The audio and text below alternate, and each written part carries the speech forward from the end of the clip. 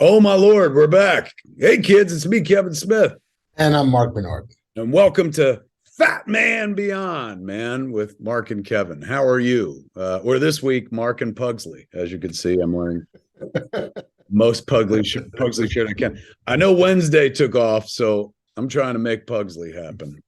Do it. Will it into being. Exactly, man.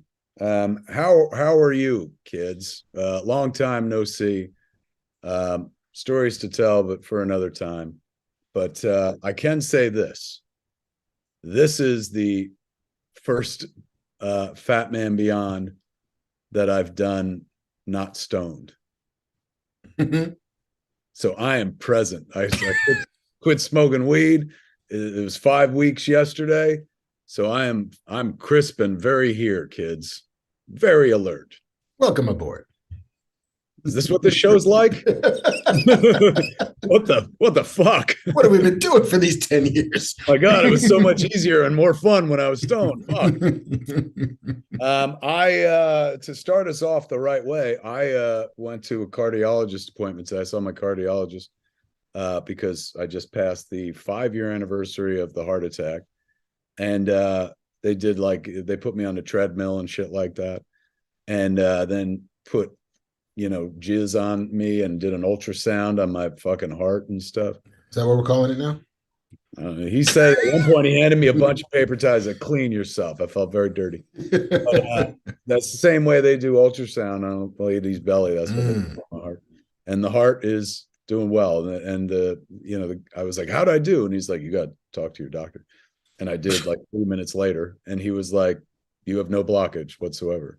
I was like, outstanding. Now, that could go hand in hand with the fact that I am at my adult thinnest. I weigh 180 pounds, Marc, which when I was a senior in high school, I weighed 185 pounds. So I'm beating that 17-year-old Kevin Smith at age 52, at least weight-wise. Fantastic. Good for you. Down in weight, no weed, no fun. But still alive, which apparently could be a good thing depending on who you ask. How you been, Captain? I'm doing well, man. It's a busy season here in the Bernardin household. Work is going well on the thing that you and I are doing together that we still can't talk about. Can we not talk about it? Like, I have no idea. Like, you invited me on this good ship lollipop, and I don't know what the rules are. I'm here. I don't know if we could say who we're working for, but the production company, because I remember they announced this like a long time ago. There was an article. We've been working with the folks at Wild Brain, putting together 10 episodes of a Green Hornet cartoon, kids. That's what me and Marc have been working on. It's fun as fuck. The animation is fucking phenomenal. It's like that Pixar shit. It ain't 2D. It's like they took a 2D drawing and blew it up. And so all the characters look like balloons. So we've been working on that. Can't say who it's potentially for. But once we hand in our scripts, which was the end of March or whatever? I think so. We're getting close. Then we'll know whether or not the people who paid for the scripts want to move forward with the show. Knock wood, I truly hope they do. I think we've done something really cool with it. So that's what we've been working on together. Are you working on secret stuff that you haven't talked about? I'm working on a little bit of secret stuff. I'm in the phase where my agents and managers will send me things to consider. Right. Like, hey, do you want to take a swing at this book? Read this book. You want to read this comic book? Do you want to read this magazine article? Do you want to read... I thought you meant things consider like, hey, would you like, to go by, suck a dick? And you're like, consider. Consider tasteful pass. They're like, but you did say tasteful. Oh, in there. Son of a bitch. So you're talking work. People are handing you books and shit and being like, you want to take a crack at this? You want to take a crack at this? Do you spark to this? Do you have a take on this? And so it's been a lot of reading stuff, giving thoughts on stuff, and then having the people who own it decide if they want that version of it. And it's always this weird dance of they're trying to be nice in offering it to you. You're trying to be nice in responding to them. And whatever you respond may or may not be what they want anyway. And so like it can be futile work. It's free work at the moment, but some of the stuff is fun. Some of the stuff is kind of cool. I'm supervising another writer who's working on a pilot, so that's fun. And it's been film festival season, man. Like we had our first film festival premiere of Splinter. Get out of here. When did that happen? And we where? did. It was at the Pan-African Film Festival a couple of weeks ago here in Los Angeles. Mm-hmm. The 33rd annual Pan-African Film Festival, started by, among other people, Danny Glover, to help expand the diaspora and open his arms to everything that that Black filmmakers were doing from all over the world. And Splinter, given that I'm a Black filmmaker, made its that was its world premiere. What? Yeah, man. Yeah, it's a whole thing. How was it? How was it? It was a really interesting experience because I've screened it for the cast and crew. So I know how, they feel about it. And I'm also sure that some of the crew never read the script. So I think some of that was a surprise to them. It's like, oh, that's what you were doing. Okay, that's cool. But these were the first strangers who ever saw it. And so like the jokes that are there worked. There were oohs and ahs where there's supposed to be oohs and ahs. There was applause that felt genuine by the end of it. There were good questions at the Q&As on the backside. It's a humbling experience, as I'm sure you well know, of, putting art into the world and letting randos, and in some cases not randos. A couple of LA-based Kickstarter backers came to the Pan-African Film Festival screening, so they got to see it before the other Kickstarter backers have. And I'm sorry, everybody, I'm sorry, but because of the politics of the film festival circuit, they frown on films having been digitally distributed ever. And so that's the reason why we're withholding the print from the backers, simply to give us a better chance at getting into film festivals, which is working because now we just got accepted into the Overlook Film Festival, which is a genre-based, mostly horror film festival in New Orleans, Louisiana, the end of March, beginning of April. So I'm going to be going down there with some members of the cast and the crew, and we're going to have a good ass fucking time in the Big Easy showing our silly little thriller short. Check you out, man. So is that why you fucking shaved? Because you have to go to film festivals? I shaved because I was trying to be a good boy and experience the joys and wonders of Manscaped's newest product. What a segue. What an amazing segue. Kids, as always, we don't come to you unless somebody comes to us and says, here's money. So the good folks at Manscaped will be tonight's sponsor, man. We all love the good folks at Manscaped. They've been back in this show since way back in the day. And very exciting news, as Marc has indicated with his freshly shorn face. Manscaped now sells beard products. Go figure, man. It ain't just for your balls anymore. Now it's for your beard. And to be fair, they, as Marc pointed out before, you could always use the ball trimmer on the head and face, but now it's a product directly for men's grooming, man. Revolutionizing men's grooming with the brand new Beard Hedger Pro Kit. From a beard trim to a fresh shave, that technology behind the Beard Hedger Pro Kit allows you to shape your signature beard look, man, aka this, or in Marc's case, you just take it all the fuck off. Now you can finally use Manscaped products to make your drapes match your carpet by going to manscaped.com and using the code FATMAN20, all one word, for 20% off and free shipping, man. Tell us how the Beard Hedger works, Marc. Well, I'll tell you, man. It all starts with the Beard Hedger. This thing is a juggernaut of fixing faces. First off, this cordless trimmer has a rotary wheel that gives you 20 hair cutting lengths, all with one guard. So no more messy drawers full of add-ons and clips and shit. That's right, face grooming doesn't need to be hard.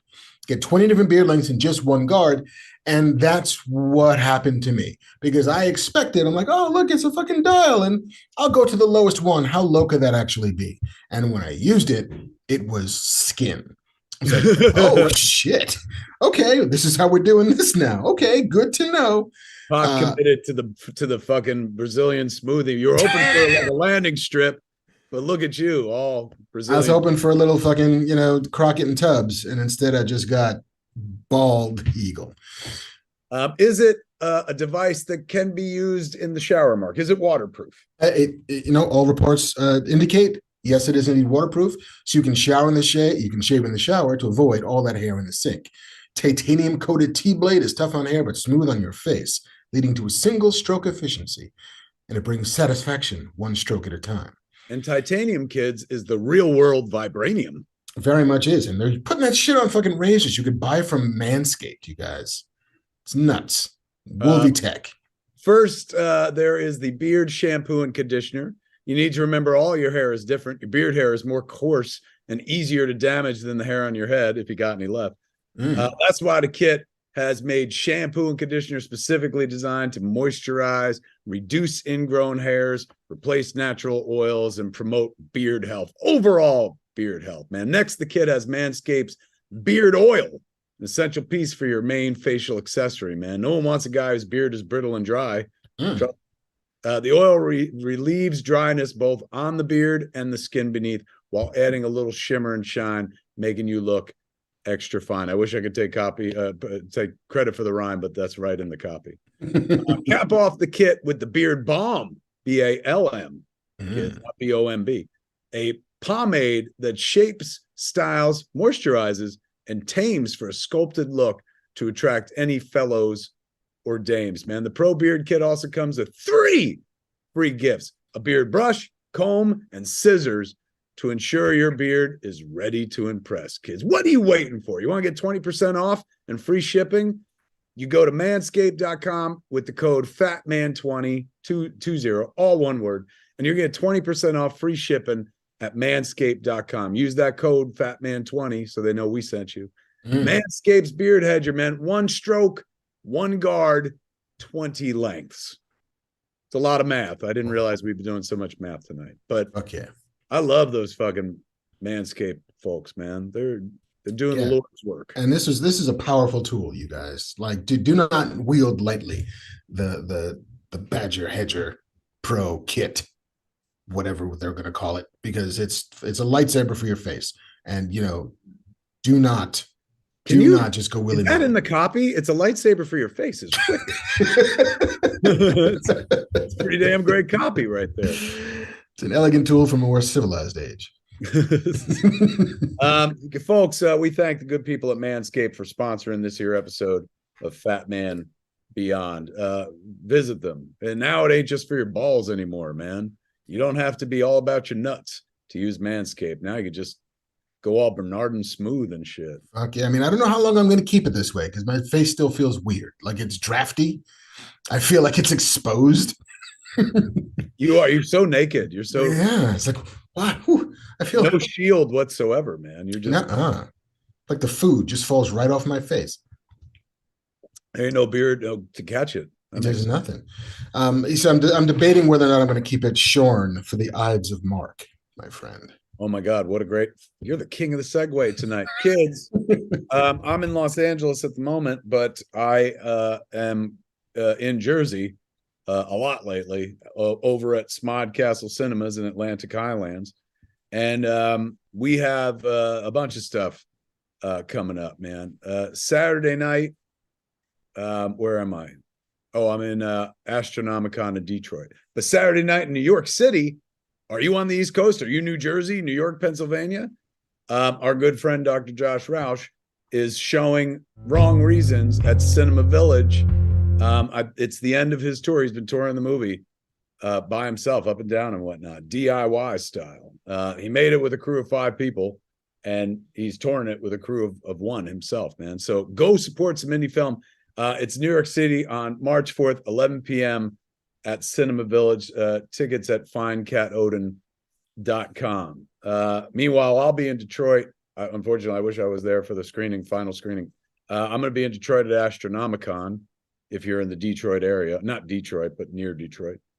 However, the next day, March 5th, I'm back in New Jersey and we're doing Fat Man on Batman, the film series that I do there, and we're showing Mask of the Phantasm. Oh, right. And afterwards, I'll get up, chit chat about it and stuff. The good folks at Warner Brothers, we wanted to do Batman Returns because we did, Batman not too long ago, months ago. But because of the Flash movie coming up, Warner Brothers has put a fucking not cease and desist, but they're like, you can't do Michael Keaton Batman. They're saving it for like June, I guess. So, but they were goodly enough to be like, you can do Mask of the Phantasm. So, oh my Lord, watching that on the big screen. I didn't even start promoting it. We already sold like 50 tickets. So people want to see old shit on the big screen, man. Trust me, as a guy who owns a movie theater and stuff, I got all sorts of data now about what people want to watch. We had Avatar first week, man, 12 people in the 7:00 show. We showed the Muppet movie last month, 190 people came to watch the Muppet movie. And I think that has probably a lot to do with A, who doesn't love the Muppet movie, but B, everyone's like drowning in content right now. There was a sketch on SNL a couple weeks ago where they were doing this movie game show and they asked them questions about recent movies and nobody knew shit. Like, you can ask old the 80s, 90s, 2000s movies, but currently there's just so much content that nothing is becoming somebody's fave or something like that, it seems. However, the old stuff never dies. So Muppet movie, Mask of the Phantasm, and the films that will be playing during the Ides of March. As of March 15th, ladies and gentlemen, that is the Ides of March. And for that, we're celebrating with Mr. Marc Bernardin here for the Ides of March at Smodcastle Cinemas. Now, what does that mean? That means Marc's curated 3 films that he's going to show. The first night is March 15th, as a Wednesday, and we're showing Dune. Yes, Dune. The David Lynch Dune. The David Lynch Dune, not that froofy new Dune by Denis Villeneuve. We're talking about the old school. All I see is an Atreides I want to kill. Sting in a plastic bikini. I will kill him. Yes. Maudib, my name is a killing word. Yeah, man, we're going deep. One of the movies that me and Marc always talk about on this show. So Marc chose that for the beginning of Ides of March. That's the March 15th. Yep, tickets 7 p.m.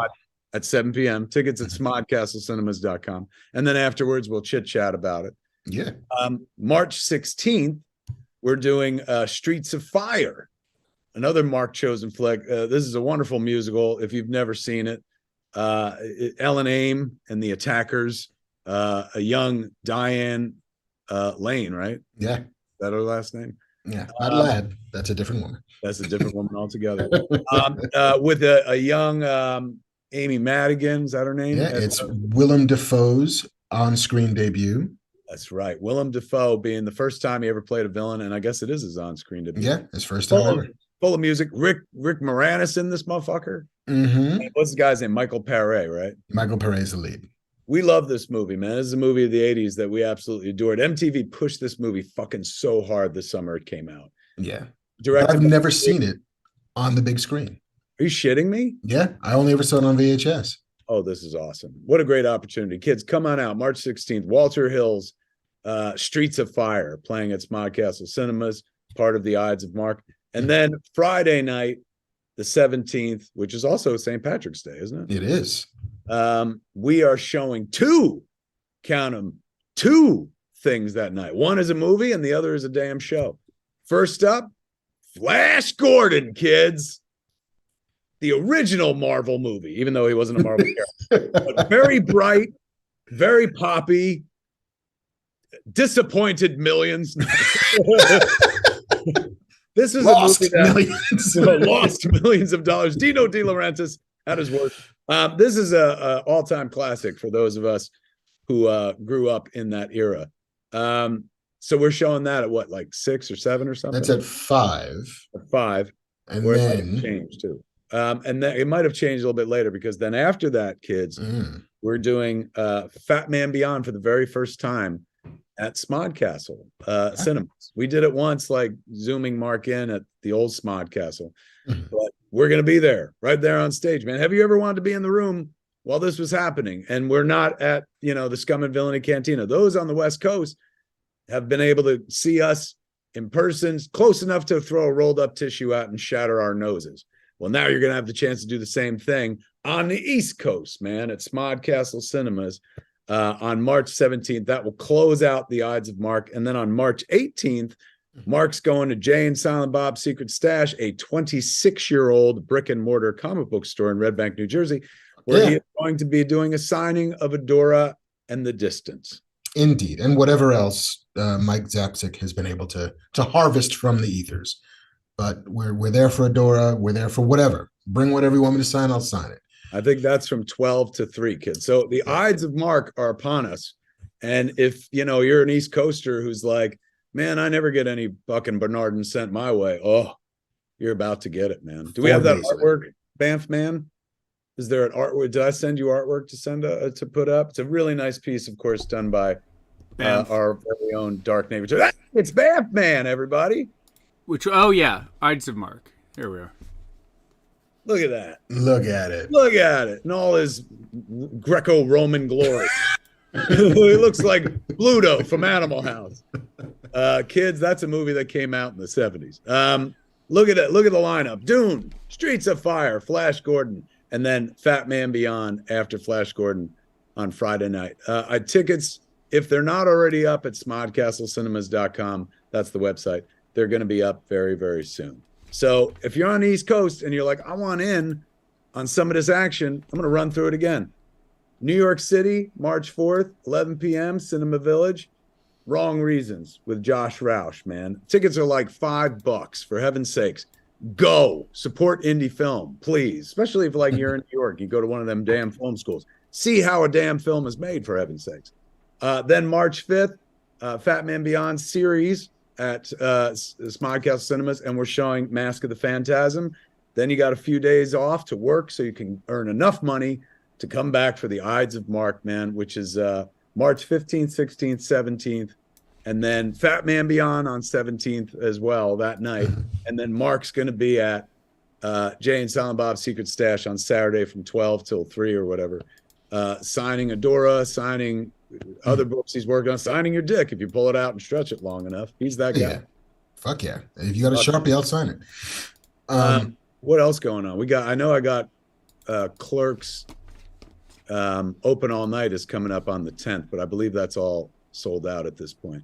Then we have a premiere for a movie that the first Shelley Duvall movie in a long time called Forest Hills. There's a show, there's a movie coming up this week directed by Tommy Avalone at Smodcastle called I Love You, You Hate Me. It's a Barney documentary. Wow. Yeah, it's pretty hot, man. So we're going to be showing that.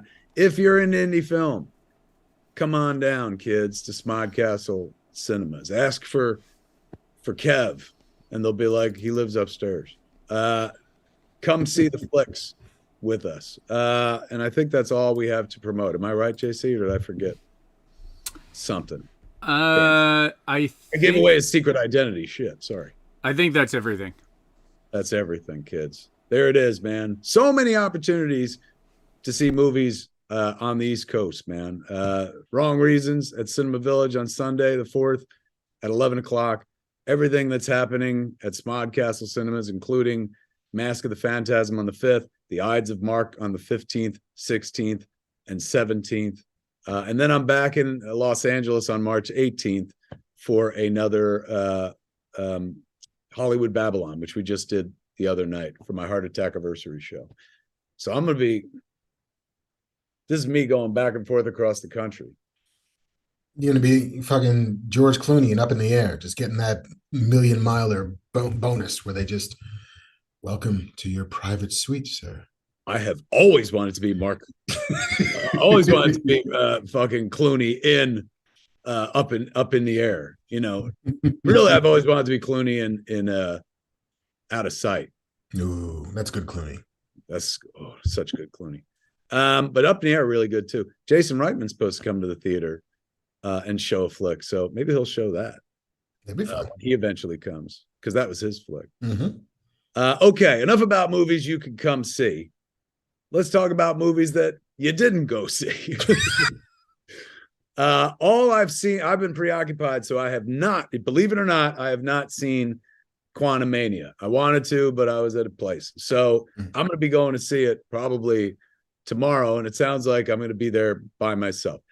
This movie opened very big, over 100 million, greatest of the 3 Ant-Man openings. Indeed. First 100 million plus grosser of 2023, if what I remember correctly is true. And then it had the dubious distinction of being the highest drop in a second week for a Marvel movie in history. For a while, it was number 2. I think it's now number 1. They dropped by 69% or something like that. Cocaine Bear almost beat it. Cocaine Bear, directed by Elizabeth Banks of Zack and Miri and Charlie's Angels fame. And, you know, the movie where the girls sing a lot. Pitch Perfect as well. Everyone I know who saw Cocaine Bear like dug it, like really dug it. I mean, it seems to be exactly what they promised it would be. And you can, it's hard to go wrong delivering what you said you deliver. In a world where Cocaine Bear is earning money, Moose Jaws has a future, my friend. Yeah. But anyway, we didn't see either of those movies, and I still didn't see Ant-Man and the Wasp: Quantumania. But one of us did. One of us saw it and was so outraged he shaved off all of his facial hair. Yes, my beard is in the quantum realm. Okay, what? Now let's just throw out spoilers and shit. But it feels like anyone who wanted to go has gone already. Yeah, So, yeah. Like it, and it's made, you know, like again, Marvel is not crying poverty. It's already made $363.2 million worldwide. What a failure.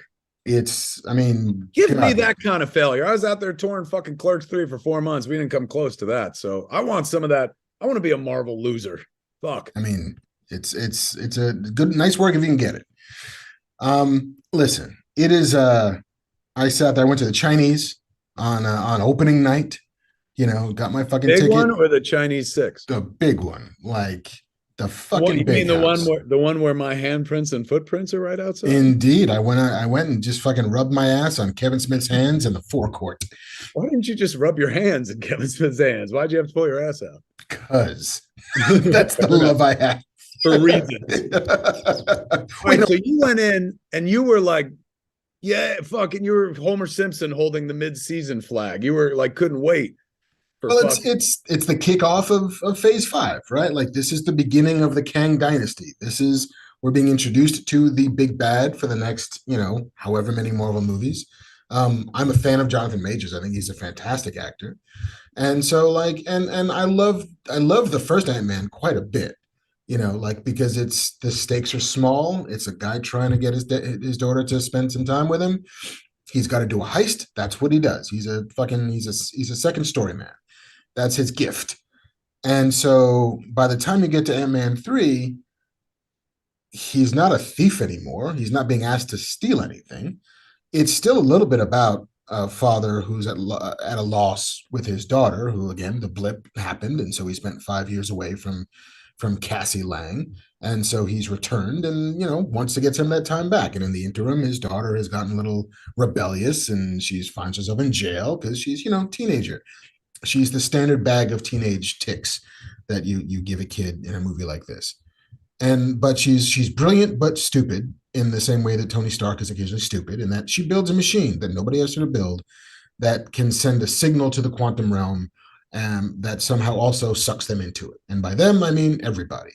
I mean her dad, Hope Van Dyne, Hank Van Dyne, and Janet Van Dyne. Everybody's back into the fucking tubes. Hank Pym, my dad.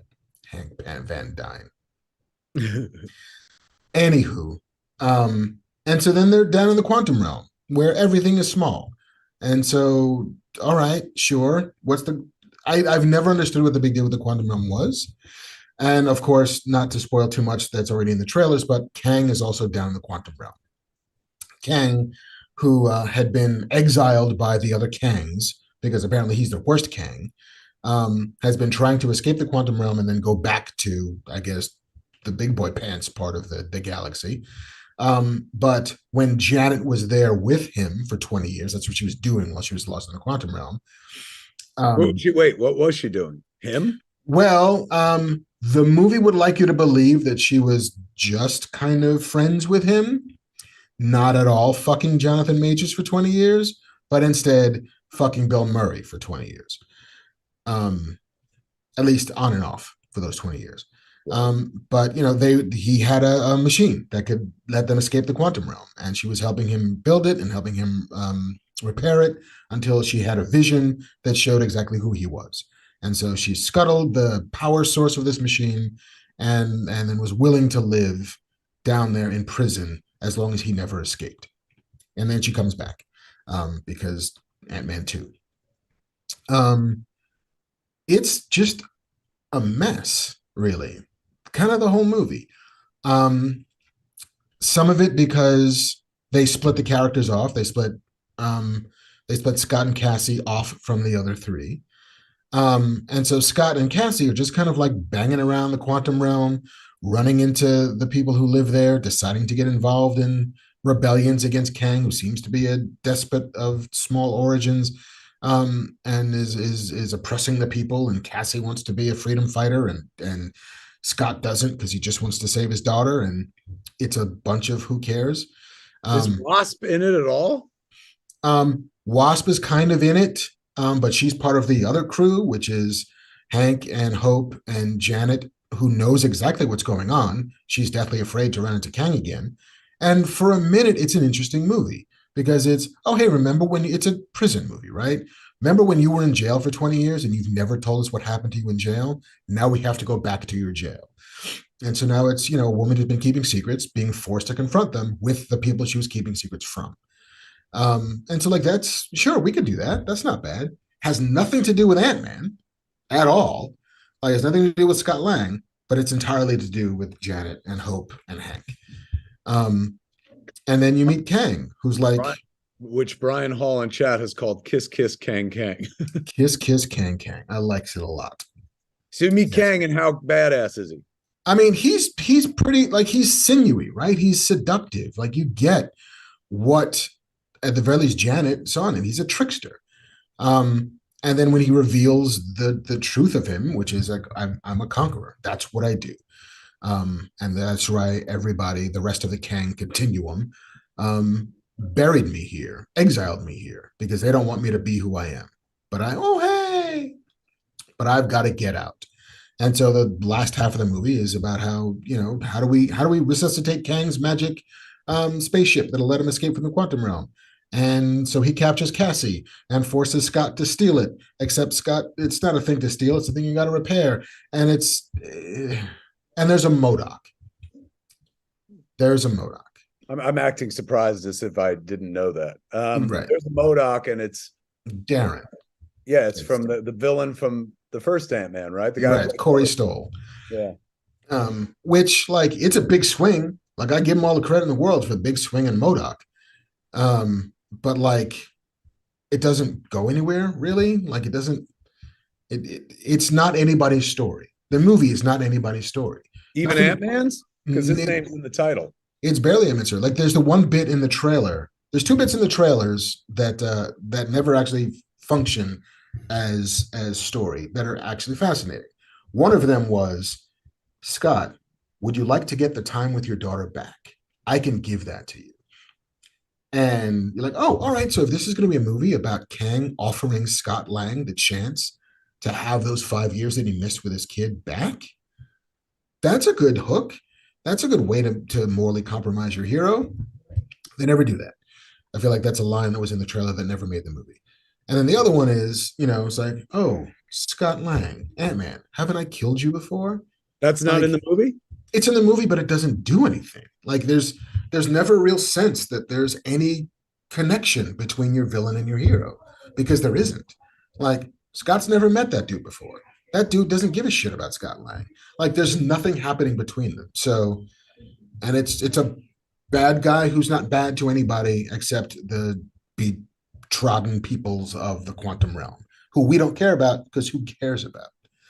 So it's just, I don't know who the movie's about. I'm not sure who the movie is for, other than to help introduce who's going to be the big bad guy, who's probably in the wrong movie, because it's not, it's a multiverse. It's the variants. It's all that shit. And Ant-Man has nothing to do with multiverses. There was 2 other movies that just came out that were all about multiverses, where you probably could have put a Kang in it and had it make some sense. There was Doctor Strange in the Multiverse of Madness, which has its own rules of multiverses. And then there's No Way Home, the Spider-Man movie, which has a completely different rule of multiverses.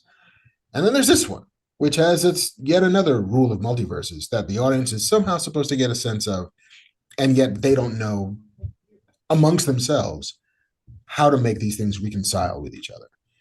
It's just a weird movie because it's the first one of these that felt, driven by a desire to set something up for movies coming after this. Like it's the first one that feels that craven about it. I mean, of course, they've all been building planks in the ship to lead you from phase to phase to phase to phase. The first 3 phases were leading you towards, Thanos. But Thanos was a character who you could kind of wrap your hands around. You knew what he wanted. I don't know what Kang wants. And the fact that every Kang you meet is a different Kang that you can dispatch or kill, and then there's more Kangs to replace him. I don't know what the next Kang wants.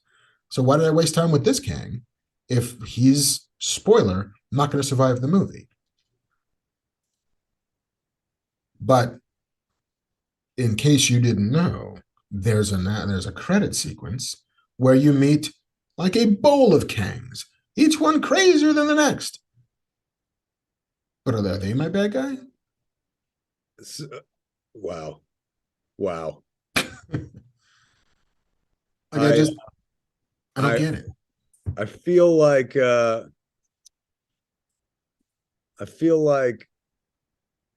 I'm definitely still going to see the movie, but I don't know, my bar is much lower than most people's, so I might enjoy it. Yeah, I mean, I went with people who were like, hey, you know what, that wasn't like the worst movie I've ever seen. Parts of that are kind of fun, but it's very much, sound and fury signifying nothing.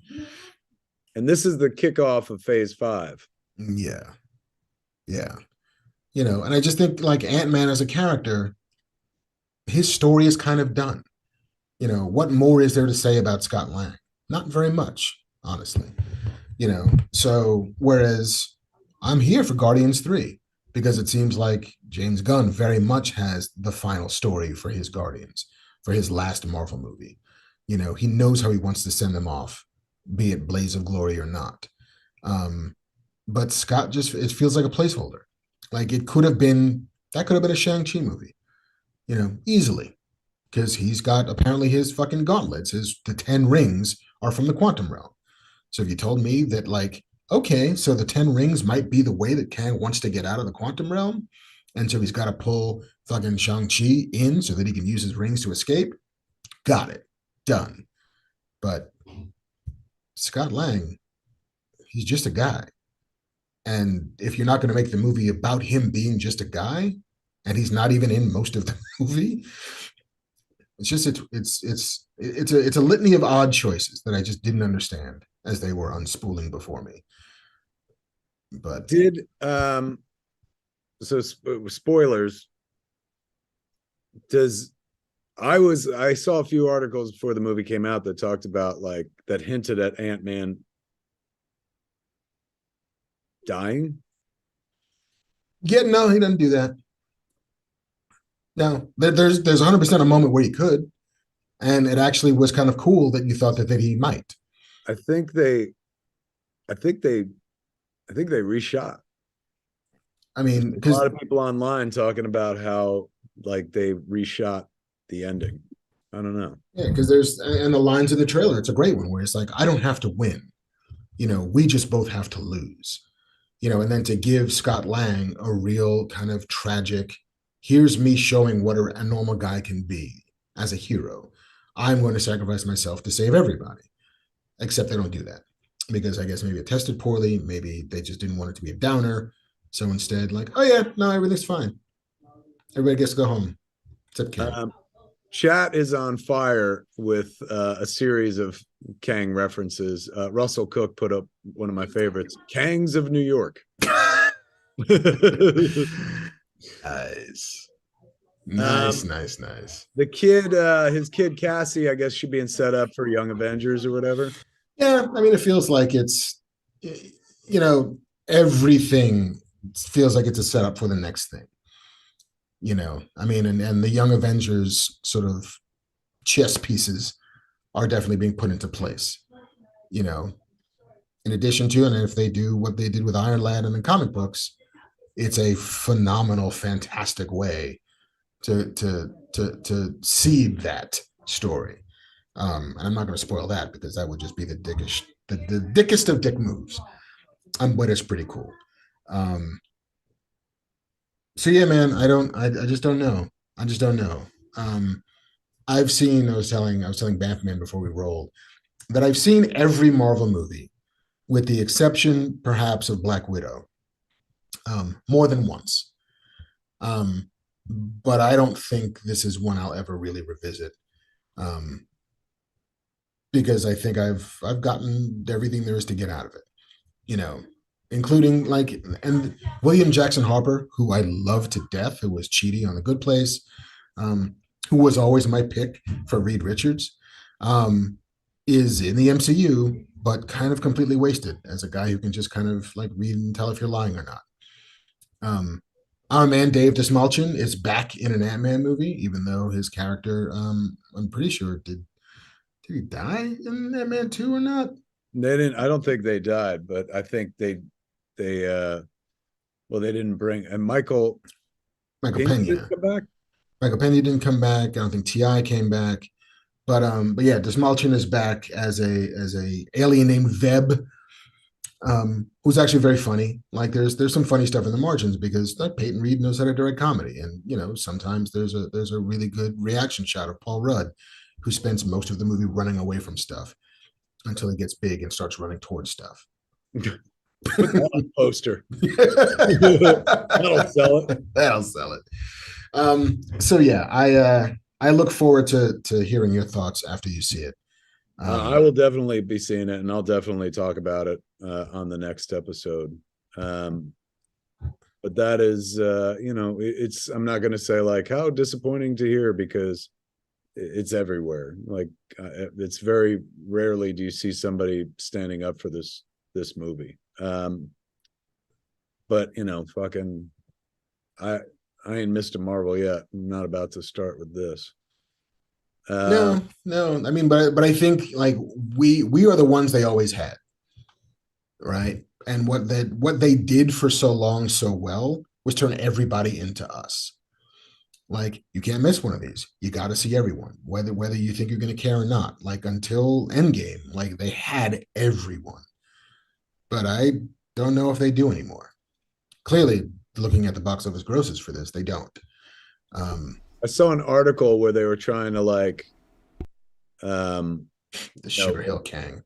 Yes, there've been so many, man. Moonrise Kangdom, Wu-Tang Kang. Oh, nice. Yeah, the chat's on fire. The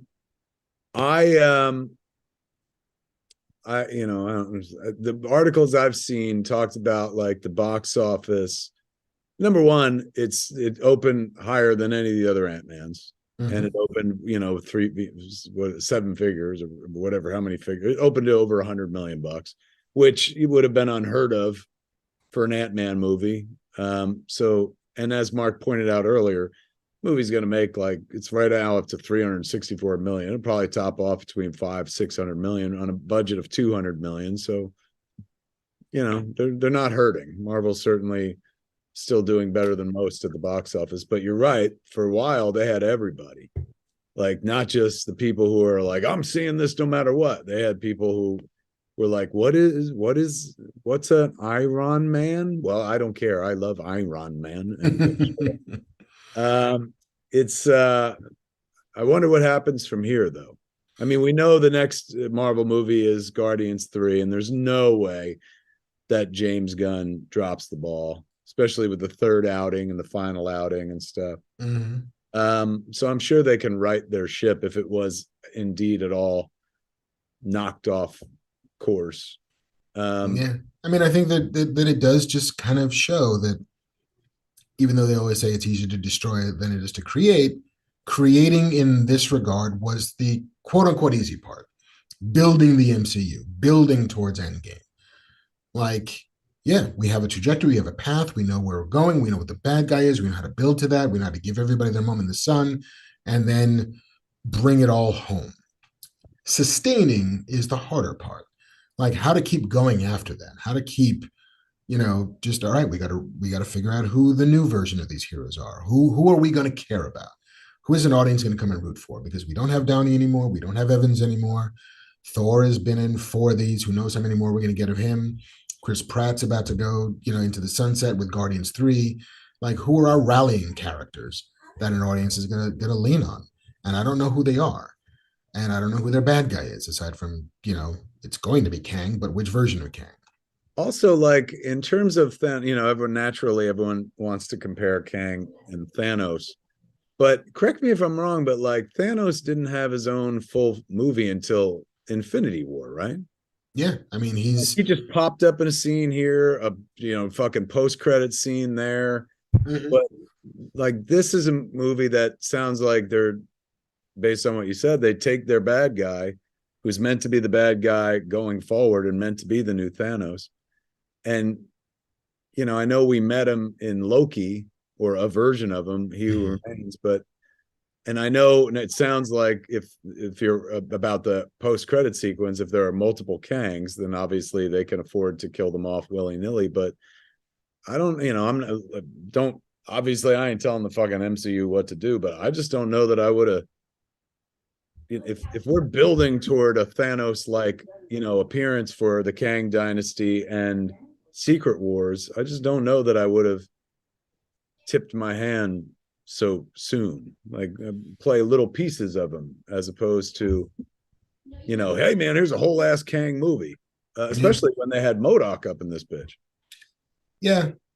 I mean, I don't know. Maybe it's one of those, like, if you have a Ferrari, you kind of want to drive it, and if you have Jonathan Majors, you want to give him shit to do. And you just want to let him run because he's so fucking magnetic. He's so talented. But like, Command C has come up with the woman Kang. I'm down to see Jonathan Majors as the woman Kang. Jed Barry came up with Catch Me If You Kang. Dynamite some bitch, snakes on a Kang. They're having a good ass time. How was MODOK in terms of, I know who it is, but it's just it's such a weird choice that, like, the minute he shows up, you're like, they're doing MODOK. Okay, they're doing MODOK. But then they kind of give MODOK a story and like a little redemption arc. Kind of like the last half of the movie becomes very Thor Ragnarok. It becomes very like, all right, we're staging a rebellion against the big evil despot who's keeping all of us down. And here of all the little people that Scott and Cassie have met are all going to march on the big capital and we're having a revolution. All of that. And then MODOK goes from being Kang's like faithful henchman to an agent of the revolution. Like, he's got a change of heart because Cassie forgives him. Oh, because he tried to kill her as a little girl. Yeah. Yep. So that happens. I gotta tell you, man, like, it does not dull my interest. I can sometimes be the same way. Like, it's not, like, I don't care how bad you tell me Cats is. I'm gonna go see me some fucking Cats. I have to see it now. Yes. I want to see the CGI butthole. Yes. Give me the asshole cut. Wow, man. Well, there it is. Marc's thoughts on Kang the movie, aka Ant-Man and the Wasp: Quantumania. If the Wasp we get an airtime, enough Wasp, I guess. For those wondering, Marc, of course, is in the middle of a Merchant Ivory movie. That's what that window behind him is. I believe it's The Remains of the Day you're in, or it could be, Room with a View. Yeah, that's right. It could be room with a view as well. What is your background? My background is it's one of the load screens for the Last of Us video game. Oh, If you've never played The Last of Us or watched the TV show, windows are a big theme in that game. Windows leading to new worlds, windows leading to opportunity, windows signifying regret. Windows 95. Windows 95, Windows of the world. And in episode 3 of The Last of Us, the great Frank and Bill episode featuring Murray Bartlett and Nick Offerman, the very last shot is of a window, much like this. And it's very sad. How is The Last of Us? You've been watching now. You were a big fan of the video game, and I'm a massive fan of the video games. And I have been watching. It's an interesting process because I know where it's going. But I'm always curious to see the detours that they take on the way to getting where it's going. Some of them are great, some of them are fantastic. Some of them, like this most recent episode, which is based entirely on a chapter of the downloadable content called Left Behind, which is this just sort of lovely little teenage romance between Ellie and this other girl named Riley, where in the middle of, fucking bombed out Boston, they discover a shopping mall, and they turn all the lights on. And then it becomes this weird amusement park of just these two kids, like kind of playing in the debris of a world that's long since gone by. And like, hey, there's a carousel in the middle of it, and hey, there's a toy store, and hey, there's a record shop, and hey, there's and I think that the issue that I'm having with the show, if it can even be called an issue, is that in the game you had 25 hours to spend with your main characters and to watch them get closer together and to watch them go from sort of enemies, barely aligned enemies, to really father and daughter. The show has only got 9 hours to do that. And it's by compressing that time, it's putting a lot more import on them sort of forcing these two characters together. So given that that's the brief, the time they spend not building that relationship is curious to me. And so, like, yeah, I want to see Joel and Ellie. Like, Pedro Pascal and Belle Ramsey are fantastic. I want to see them learn to love each other. And the more we spend apart from them, the more I'm less interested in it. Because we're giving all this love to other characters that are not them. So I just kind of, I'm just, that decision is interesting to me. I'm not saying it's a wrong one. I'm not saying it's a right one. It's interesting. Matthew West in chat came up with Austin Zager. That's Harley's boyfriend, who was also in Clerks 3. He was in Scary Stories, Tell in the Dark, whatever Guillermo's produced movie was. Matthew West said Austin Zager is Blockchain Coltrane. His name was Blockchain Coltrane in Clerks 3. It's a deep cuts joke, but if you like Clerks 3, like I do, fuck, that joke was a goddamn winner. Yeah, I appreciate it. Mitch the Man said Kangaroo Jack. Black Kangsman, I dug. That's good. L.A. Kang Fidential. Fisher Kang. Beverly Hills Kang. Catch Me If You Kang. I'm here for all the Kang, man. Someone put Meg Kang. Congratulations. The Kang of Marvel Gardens. I mean, come on. That's deep cuts wonderful, man. Wow. Wow. Okay. What else can we talk about? We have a little bit of news. It's been a relatively dry news span, and I suppose given the fact that we are on the precipice of Mandalorian season 3, we can always invite. That is tonight at midnight. Are you shitting me? March 1, it goes live. Look, before we go into that, let's talk about, I know we haven't done it on this show yet. Holy fuck, that Flash trailer. Yeah. I've watched that Flash trailer, no lie, easily 200 times already. It is fucking magic. I cannot wait. And Marc, I don't have to wait, because as I discussed on Hollywood Babylon last weekend with Ralph. As a owner of a movie theater, that makes me a member of NATO. That's right. National Association of Theater Owners, kids. Nothing to do with the nuclear club. And when you're a NATO member, you could go to what used to be called Show West, but is now called CinemaCon. And that's the first place they're going to show the fucking Flash movie in April. Now, as Kevin Smith, filmmaker, I would never be allowed into this fucking thing unless I had something I was presenting at CinemaCon. But as Kevin Smith theater owner, they cannot keep me out, man. So I'm going to be in Vegas for CinemaCon, this little black duck right here. And fucking, I'm going to be daffy for seeing me some fucking Flash way early, man. I'm going to come back to this show, spoil the fuck out of it. Outstanding. Walrus Onion in chat wants us to sneak in like Little Rascal style, where we get in a giant overcoat. Get a couple of us in it? Yeah.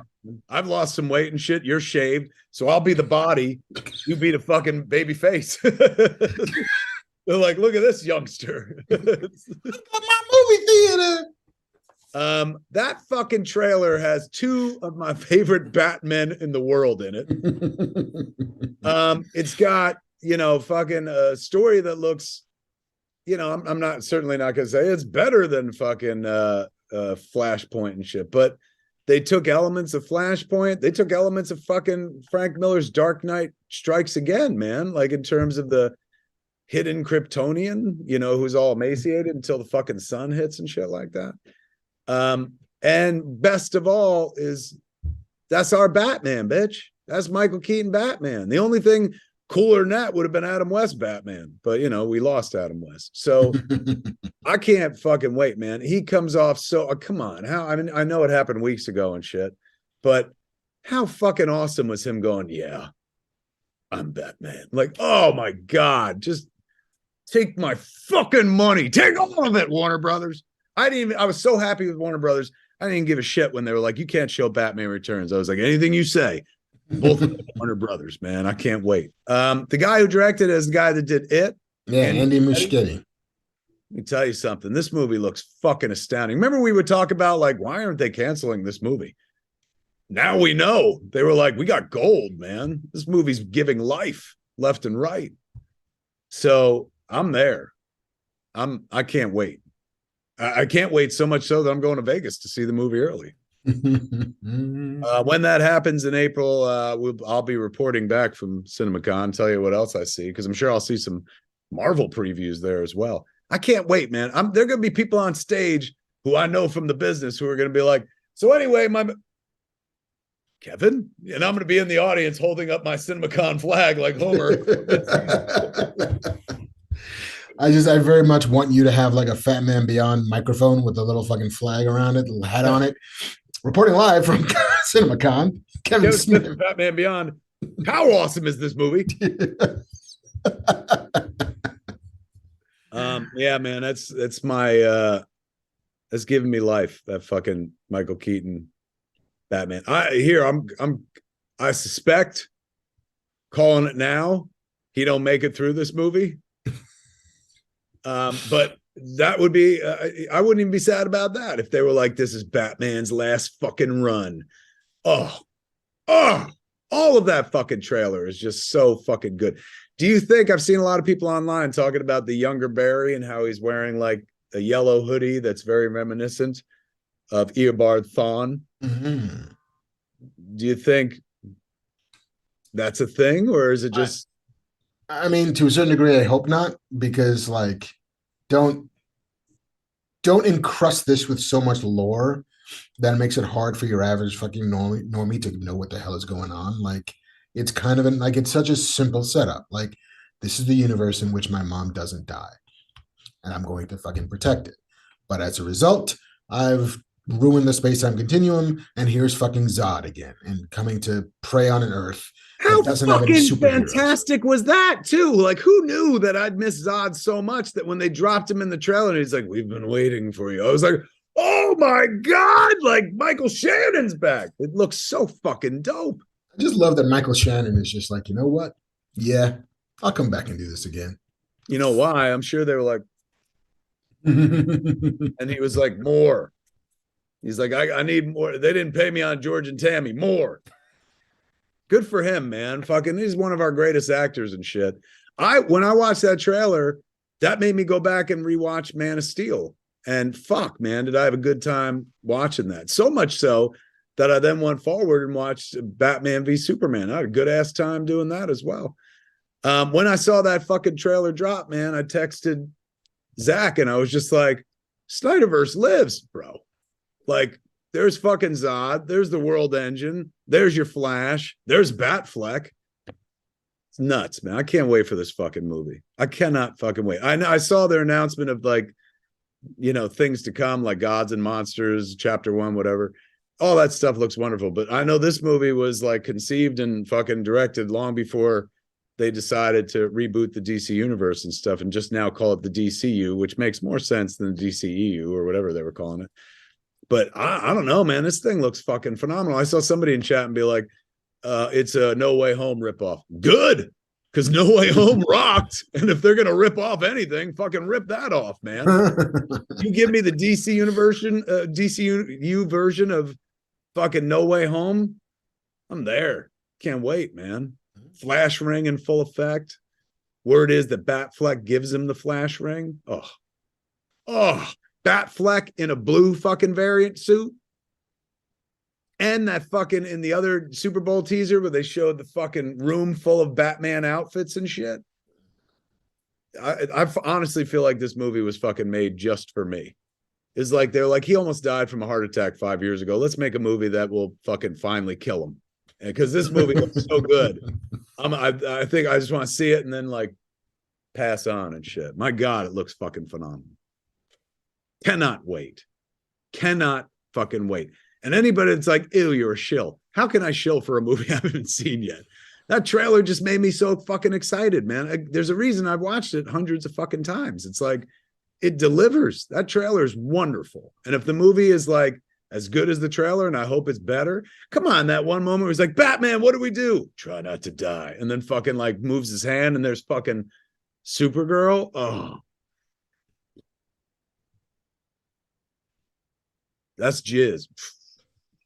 No, you're not flinging cards at a blackjack table. No, I ain't dealing. I'm dealing aces.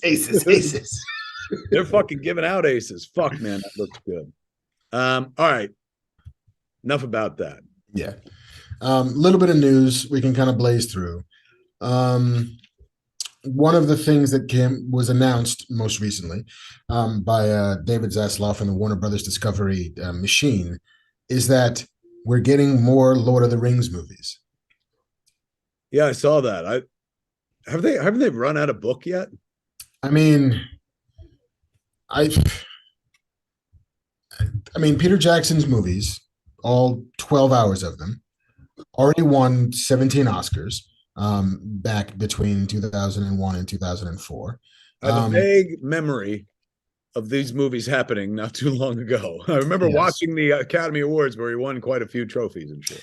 And then after that, he made 3 more movies based on The Hobbit. And now they're apparently like, they're looking to bring the world of J.R.R. Tolkien back to the screen in new and exciting ways. That the people who own the rights and Warner Brothers understand how cherished these works are, and the studio's plan is to honor the past, look to the future, and adhere to the strongest level of quality and production values. Bam. And apparently, somebody thinks that there's a lot of J.R.R. Tolkien's universe that remains largely unexplored on film. That just sounds like Amazon shade to me.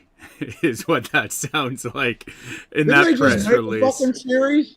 They made a show that was extremely mediocrely received. Is that right? The most expensive television show ever, and people were like, that was on the internet. So I think this is Warner Brothers being like, hey, we can make movies that people might get excited about. I mean, you know what they should do? Just Lord of the Kings. Just Synergy. I see what you did there. Bring it all together. Yeah, I don't. It just feels like another instance, and I've been feeling this recently, of there are no new things anymore. Nobody's trying to launch a new franchise. Nobody's trying to. I mean, John Wick is the most recent one that I can think that actually kind of worked, where we made a movie. Shitty gum. Yeah, really hard to chew. Not doing its job, gum. No, but to be fair, is there an expiration date? Expires October 2021, Mark. So I guess perhaps I shouldn't be fucking with that gum in the first place. If I start vomiting all over the screen, it's because I ate very old gum, kids. I got classic Big League Chew, man, from 1978. I think it fucking took my fucking jaw. Bamf. Hey, Banff Man's back. What is it? I believe, I could be wrong. I could be getting this wrong. But Todd Field from Tar, writer-director, apparently invented Big League Chew. When he was a bat boy for a minor league baseball team, and he and one other guy apparently invented Big League Chew when he was a kid. Is he fucking super rich? No, because he was a kid, I think the other guy, it was all that other guy made all the money and, kept the company. Yeah, I remember reading that around the, part of the Tar Oscar fucking roundtable press siege or whatever. It's like, yeah, I made a Big League Chew. It's like, I ate a lot of Big League Chew. Could you imagine? You're the director of Little Children. Mm-hmm. Perhaps one of the greatest American films made in the last 20 years. And you also invented Big League Chew. It ain't right. I got Clerks through Clerks 3. So when it comes to no new ideas, but I ain't got fucking oh, by the way, I also invented fucking Reese's peanut butter cups or, fucking the Easter egg or fucking nothing. Fuck, man. My middle name is Cadbury, sir. Yeah. Hey, man, you like the eggs with the fake cream and shit? Me and a buddy, when we were 12, came up with that. In a He just jizzed in all his candy and sold them. That's nobody should have two things in this world. And I feel like he's got two things. I haven't seen Tar. Did you see Tar? I have not yet either. I haven't seen many of the Oscar-nominated films, but the one that I did see that I would love to win is Everything Everywhere All at Once, which seems to be doing great. The SAG Awards, they clean the fuck up. It's so good. I saw it in February when it first came out and was just blown the fuck away. Shit, man. All right, so more Lord of the Rings is coming. You can't fucking stop it. Hobbit's coming out Warner Brothers' ass. What is it? They own that franchise? They made a deal with the company that controls the license. And New Line Cinema, given that they had made the original Lord of the Rings movies with Peter Jackson, I guess had fucking pole position, and Zaslav was like, spend all the money. If we can get more of these movies, let's get more of these movies. There's also talk that he's trying to convince, whomever, I suppose that's J.K. Rowling, to make more Harry Potter movies. I was just gonna say, fucking in a world where they're like, oh, let's do Lord of the Rings again. Why aren't they fucking all right, let's start Harry Potter from scratch with a whole new cast and stuff? Yeah, I mean, I think they want to just do more. I think they're just like, hey, these kids are now grown up. You wrote a version of these characters that are now older than Harry Potter and the Cursed Child. Let's just adapt that. Let's just break that into 2 or 3 movies and let's just go. Which, to be fair, I never saw that play, but look, you want to make a bunch of fucking money with the Harry Potter world, bring back the kids that everyone grew up watching and now they're adults and shit like that. They can make out. It's fucking. Yeah, we can see some ass shots in the shower, because it's a kid's thing, but still. Those kids are all grown up. They could go Harry goes to see his cardiologist like I did today. Fucking Ron Weasley is dealing with male pattern baldness. All the beauty of middle age and shit. Oh. Expecto colonoscopy. I'd take that, man. I still haven't had a fucking I know. I'm overdue mine as well. Yeah, I guess I should do that soon. What is it called again? Colonoscopy. Colonoscopy. Yeah, I haven't done that yet. I got a clean bill of health on my heart, but I should have my ass checked out. From the rooter to the let tutor. that, let that be a lesson, kids. Get your ass checked out. Take it from a guy who hasn't gotten his ass checked out and another guy who hasn't gotten his ass checked out. You want to hang out with a bunch of geezers talking about the procedures they should have? Welcome. I understand that Warner Brothers is a massive fucking movie company and shit like that. Hold on, I'm gonna take a hit of my lavender. Oh, so calming, Mark. So calming. In a world where I don't smoke weed anymore, this has replaced weed. Now, just every once in a while, I'm like, sniff it. Give me them essential oils. Sniff it back.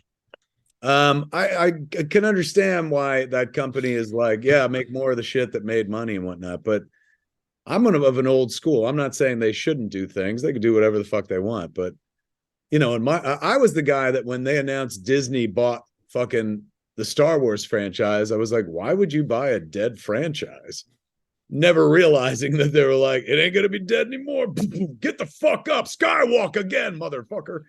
So I guess in a world where you could fucking continue the Star Wars saga, I guess you continue the Lord of the Rings, you could continue Harry Potter, anything that's gonna turn a fucking dime, I guess. But you're right, seems few and far, and again, not criticism because I made Clerks 3, but it seems few and far between where people are like, let's try a brand new fucking thing. Like, no, it's all about nostalgia bucks, where it's like the only way to get them to come out to the theater is to give them their childhood back, or not even their childhood, some shit that happened 2 years ago in some cases. But I mean, I just remember like the fucking this was the summer of '99 when you had like The Sixth Sense and The Matrix.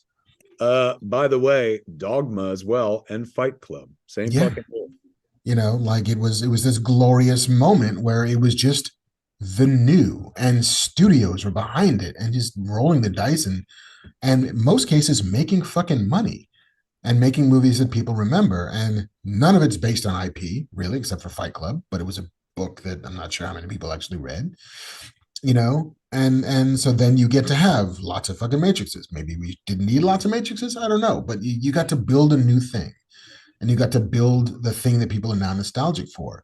And if you're not going to try the new thing, then just continuing to reheat the old stuff, it's diminishing returns after a while, you know. And I don't know, it's a quick fix, I get it. Like Alex Lee points out on chat that 65 is a new IP coming out, the movie with right. Adam Driver fucking shooting dinosaurs with lasers. Holy fuck. That sounds like an idea like I would have come up with when I was smoking, like Adam Driver, lasers, dinosaurs, go.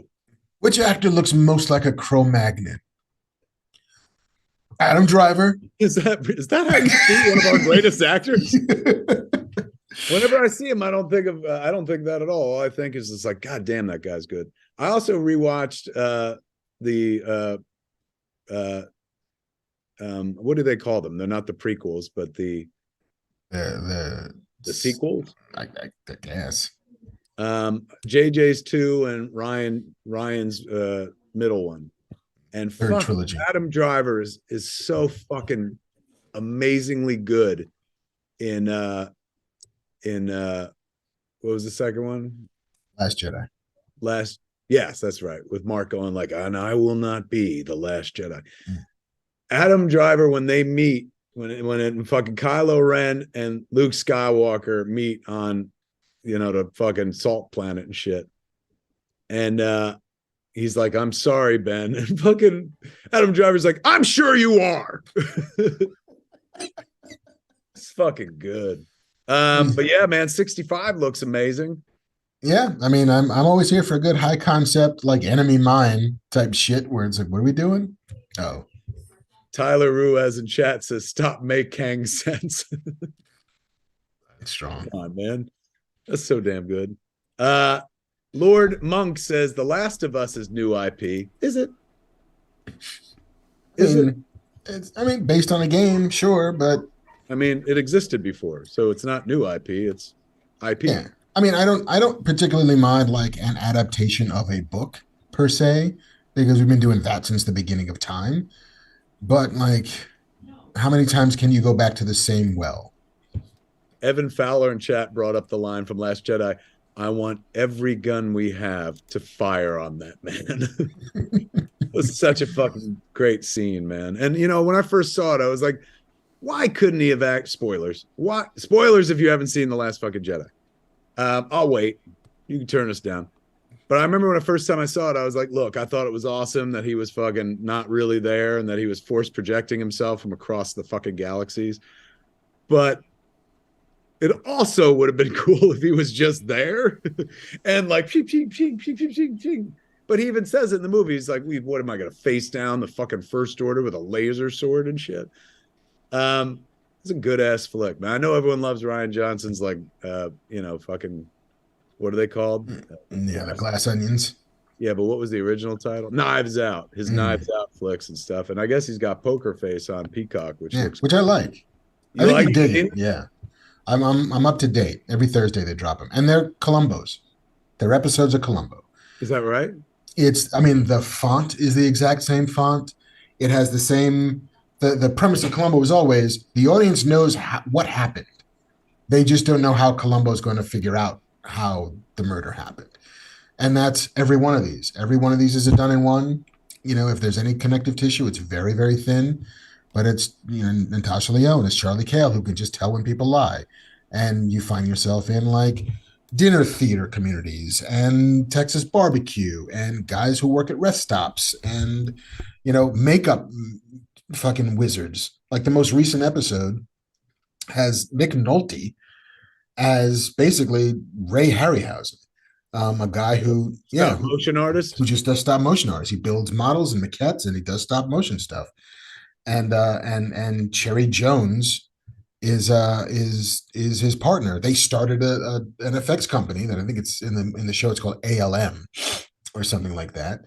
And there's a murder and who did it and why. And just it's so fucking smart. Even when the episodes aren't great, they're just still really enjoyable.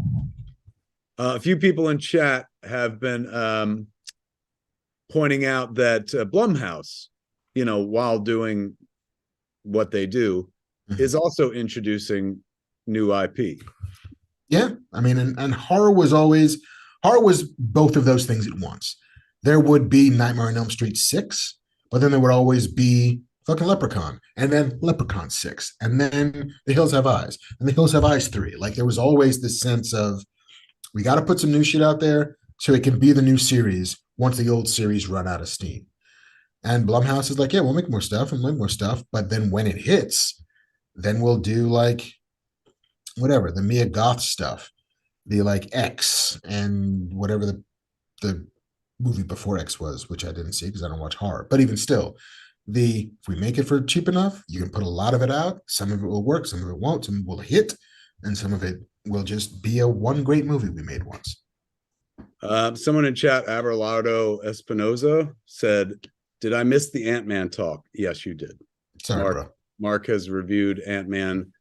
Spoilers, I didn't see it, so I'll review it on a future episode when I finally see it. But to catch you up, Marc shaved. I haven't seen in 5 weeks. There's a bunch of stuff going on at Smod Castle and Wrong Reasons playing in New York City at Cinema Village on Saturday night. Ides of Marc playing at Smod Castle from March 15th to March 17th. And now you're caught up. Yeah, that's pretty much it. Mask of the Phantasm, March 5th at Smod Castle Cinemas. Come watch it with me, man. Look at how fast Banffman is getting that fucking graphic up. He doesn't fuck around. Yeah, he don't fuck around. All right, what else are we talking about? One tiny other news story is that there had been a show that was in development at HBO Max based on a Neil Gaiman comic book called Dead Boy Detectives. Yes, with Matt Wagner. He did that with Matt Wagner years ago. Indeed. Great Matt Wagner, who created Mage and Grendel, which was going to be a Netflix show, but apparently is not going forward. Maybe Dead Boy Detectives is taking the Netflix slot because it is now shifting from HBO Max over to Netflix to join Neil Gaiman's other massive show, Sandman, which was previously also a Warner Brothers HBO thing that they then let go and Netflix picked it up. Is this a David Zaslav thing? It's part of, I think, Zaslav's new version or vision for how HBO Max and DC Comics and basically everything that Warner Brothers owns works, which is if we can make money selling it on the open market, we'll sell it on the open market. If it's a thing that we think we can make money by making in-house and it'll drive subscriptions, we'll do that too. So yeah, this is another thing that has been allowed to leave the barn. And this was a big deal. Like this show wasn't it a Berlanti show as well? It's a Berlanti show. And it might, I don't know what this says about Berlanti and Warner Brothers if they're letting everything Berlanti kind of go out the door. Berlanti was also behind Doom Patrol and Titans. And he's no longer overseeing the Green Lantern series. I don't know. Everything's so different. Yeah, but his role in the new DC is essentially non-existent. So weird because he was the guy that like kept DC hope alive on TV for a red hot minute. Yeah, I mean, Flash, Arrow, Legends of Tomorrow, Supergirl were all Berlanti shows. And now The Flash ending its run, I think this season, was the last of them. Oof indeed. Things change, man. Things change. Indeed. And all we have left to talk about then is what we think will happen in Mandalorian season 3. And that's tonight, right? As of midnight, we get to find out. As of midnight, as long as you have seen the 2 episodes of Book of Boba Fett that were actually Mandalorian 2.3 and 2.4, you're caught up. You're ready to rumble. Did they draw some? I saw some in the news about an Ahsoka trailer, which I guess hasn't happened yet, but I guess there was some update on the Ahsoka trailer. There was a news item about when the Ahsoka trailer is going to drop. Maybe Banff Man knows more about that. He fucking lives and breathes Star Wars. I don't know if you know this, kids, but you can go to Hollywood, Los Angeles, where the motion pictures are from. And on Hollywood Boulevard, they got the Scum and Villainy Cantina, which is a geek bar. Great place to fucking hang out and get your geek on, drink liquor, not get into fights, unless those fights are like Star Trek versus Star Wars or something like that. Anyway, the proprietor of that there cantina is a big Star Wars nut. No relation whatsoever to the cantina. So maybe he knows. Banff Man, Ahsoka trailer? Banff. According to the internet, Star Wars Celebration in April. And Star Wars Celebration is not in America this year? It is in London. Yay for England, but like, and then and I know it's like people from England have to come over to America when they do Celebration, but like most Americans don't really want to jump on a plane and go to England to see the show. I don't know. What do I fucking know about what most Americans want? But feels like money's tight right now. It seems like a long way to go they're not doing like and one in Anaheim. They announced they're going to skip 2024 and 2025 will be the one after London. So we're not even getting one in 2024. Wasn't it? I mean, wasn't it always like one in the States and then one abroad and then one back in the States and then one abroad, and the States was always like Anaheim or Florida. Like the pre-Disney kind of did that, and then Disney was like, why do one every other year when we could do one every 8 minutes? So, Shout out to Russell Cook in chat who came up with "To Kang Fu." Thanks for everything, Julie Newmar. That is deep fucking cuts right there, man. I appreciate that. Impressive. One of my favorite, Brian Durkee said, "Scum and Villainy Cantina." Oh, fucking nice. That's a free ad right there, man.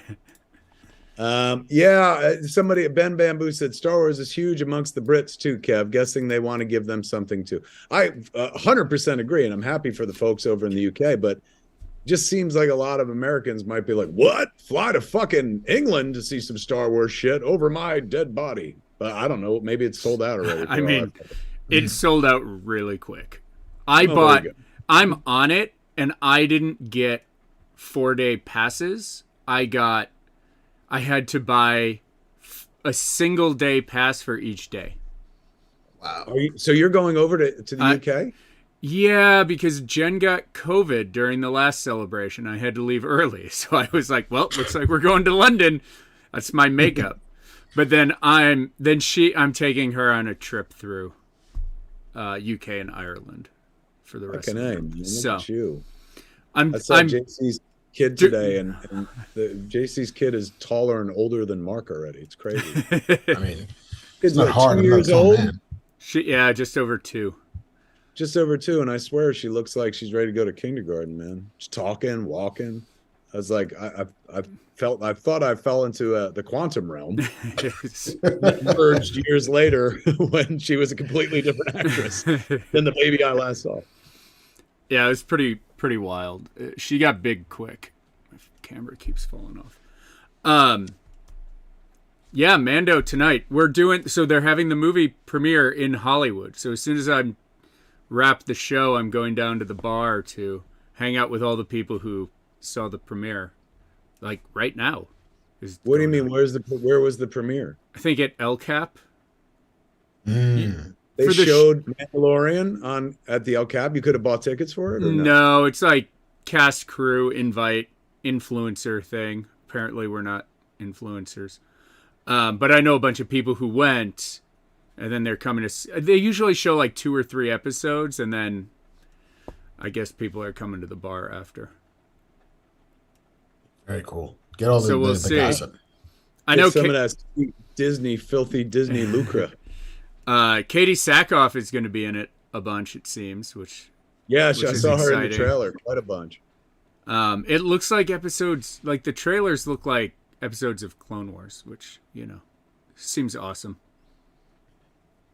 A lot of people with jetpacks and flamethrowers and Pedro Pascal just fucking like Jonathan Majors everywhere. Jonathan Majors got fucking Creed 3 coming out, right? Yeah, Friday. And that trailer looks fantastic. That was directed by fucking Michael B. Jordan. Mm-hmm. If the young, beautiful actors of this generation are going to direct, Marc, what hope do people like you and I have? None whatsoever. I know. It's like, I'm just trying to get this done before I'm 50. And here's fucking BJ. Like, hold my beer. Yeah. There's a lot of people in chat asking why I've stopped smoking weed. Because I did it for 15 years, and now I just want to be present. When I started smoking weed, kids, I had a very big wound in my heart, and weed was a really nice bandage that I put on top of it, and then the wound kept getting bigger, and then I put on more bandages, and then one day I realized that I was as bandaged up as a mummy, and I couldn't see clearly, and I couldn't hear clearly, and wasn't really present anymore. I was there. That's the beautiful thing about weed, is you can be there and not be there at all. It's not like booze where people, can tell you're drunk, and B, it probably impairs most people if you go too far with it. Weed, I could smoke an entire, small state, Rhode Island worth of weed, and still do my job very, very well. But, it was also keeping me absent from life, and, probably aided in making a bunch of poor decisions. So now I'm seeing what life is like out from under. I had a brain mapping done over the course of the last month. And, I was very lucky that, it hasn't done some irreparable damage to my brain. But this is something I fucking learned in the process. Do you know that the brain is 97% fat?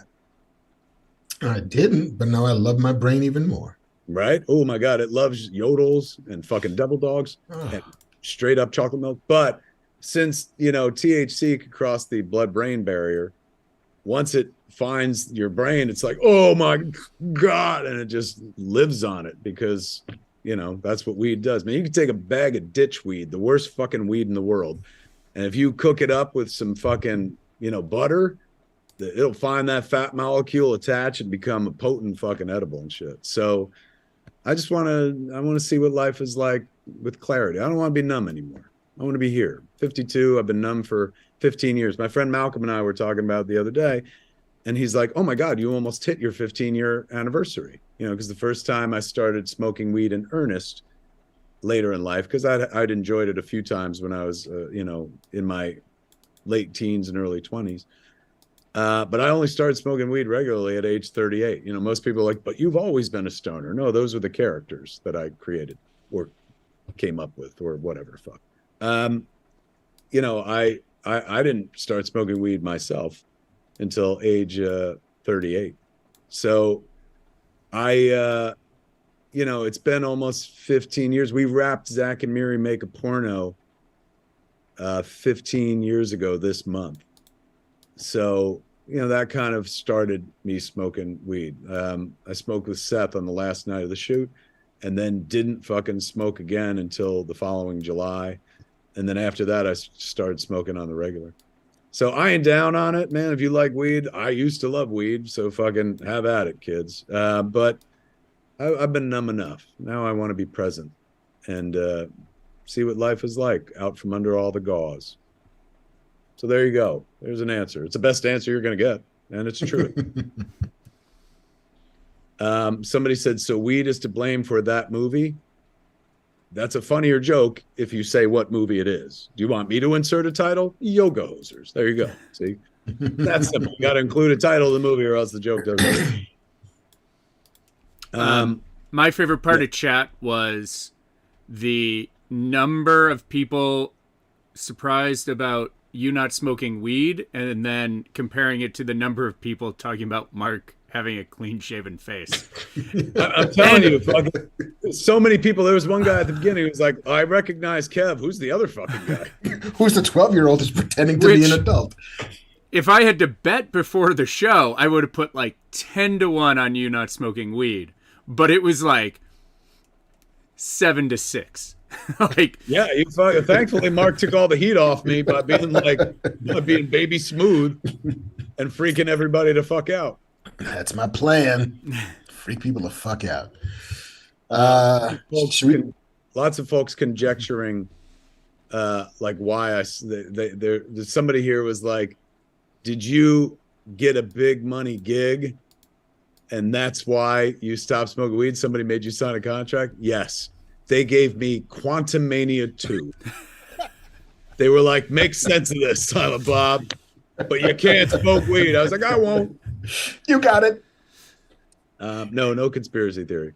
Some people asked, am I still going to sell branded weed? I'm not against weed. I'm just not smoking it myself. But if I was smoking weed by gum, of course I would smoke my own weed. Caviar Gold, make snoopings and snoochie boochies and berserker. But yeah, it's everyone's looking for a why, you know, I just trying to be present, trying to be mindful. Evil Vet in chat was like, next week, March starts weed. yes. And I'll shave and then we'll have something to talk about. Yoink. Okay, where to next? Should we do some Q&A? That's all the news we got. We might as well. Well, we just answered one of the fucking Qs. Why the fucking, or if you stop smoking weed, what's your problem? JC, Banff man? Yeah, I've got some stuff. Okay. Laura D wanted to know what drug and what animal would you make a movie about? So, like, Cocaine Bear. What's they announced, I think, Meth Gator, or like Asylum, that kind of like the Transmorphers, like spoof movie company doing Meth Gator. So what would you guys, the animal and the drug? Let me see. Ambisol gopher.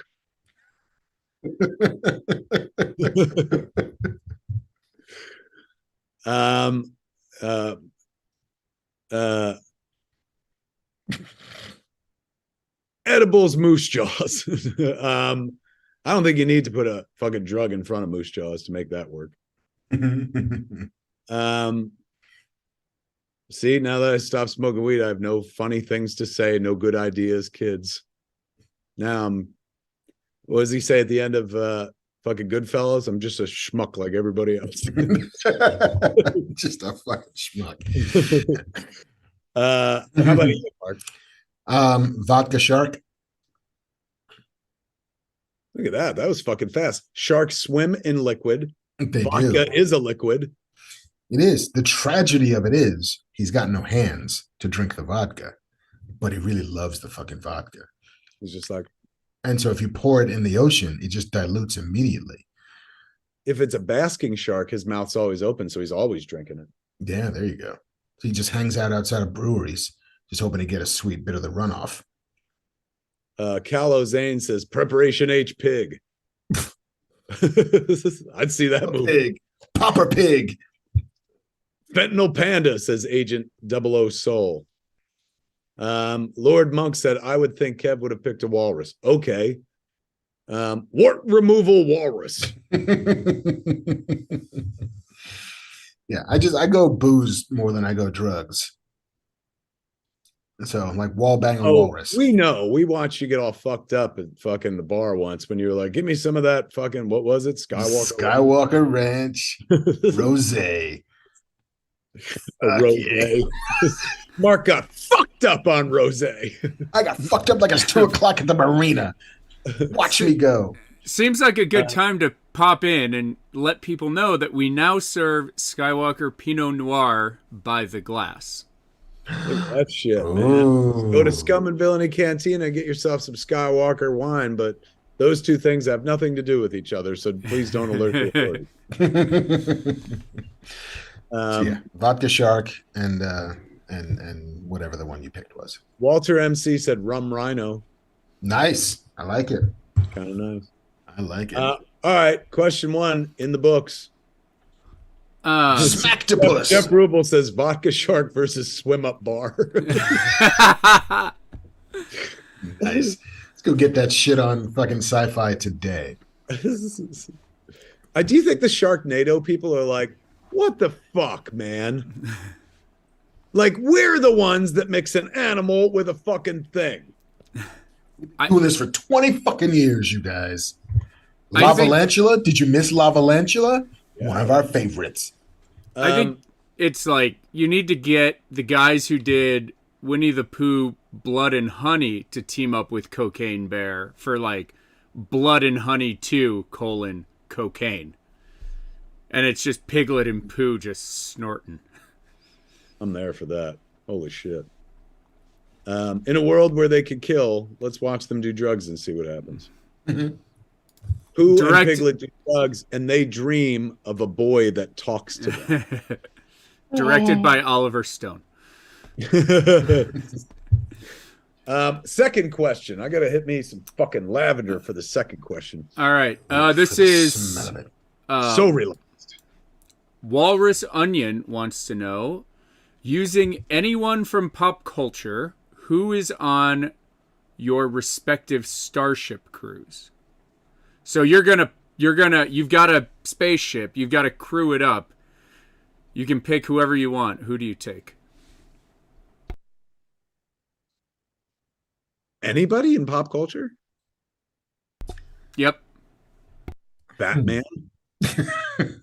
Jesus Christ. Let's see. Dr. Zaius. Oh, fuck yeah. We get the jam. He could get us out. Rick and or Morty.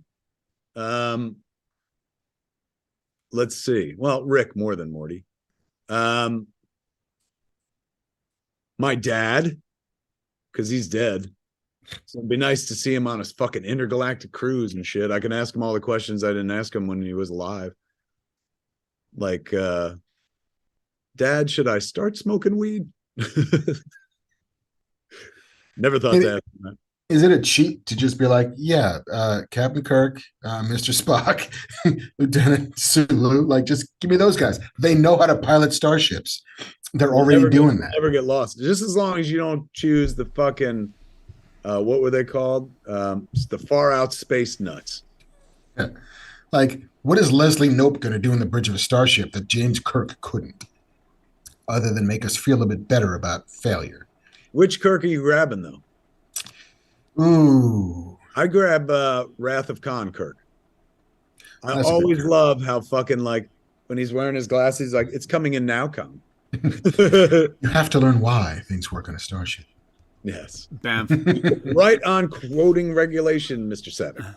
Indeed. I'll argue against that, because if I am piloting a starship, the entire time, first off, Kirk is going to be stealing all the starship ladies, and two, he's going to be gunning for my job.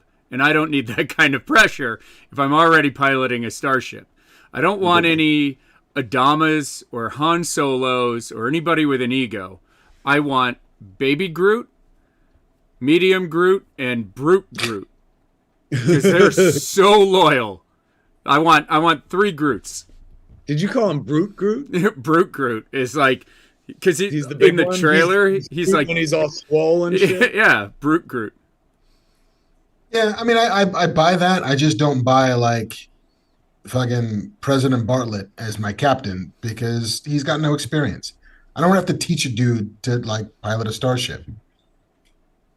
Mike Rios in chat, I think he sent this with a question mark and it might be directed our way. Hipster alfalfa? Oh, You perhaps? it's my hair. Because Your hair. That's Banff Man. it should be a mohawk, but when I put the headphones on, it squashes it. So, It's more I think Tintin. I think it's hot that he called you a hipster. is that Have you ever thought of yourself as a hipster? no? I wear like No. like Scum and Villainy. I wear Scum and Villainy t-shirts and like That's hip. like, That's just like hip, son. like Jar Jar Binks unironically. Like that's not. Unironically. Yeah, you're not the guy who shows up at a Starbucks carrying an old fucking Smith Corona typewriter. All right, man. So did we get enough people on our Starship cruise? I think so. It's a little nebulous of a question, but Ryan Schwobel said emo alfalfa. Get it right. I don't think of you as emo either. No. I did like see the- somebody say Ed Grimley, which is also a good Ed pull. Grimley's Dude, close. that's deep cuts right there. Holy fuck. Although I must say, what's his name is back in a big bad way with that fucking show. yeah, Martin Martin Short. Short. My God, good for him.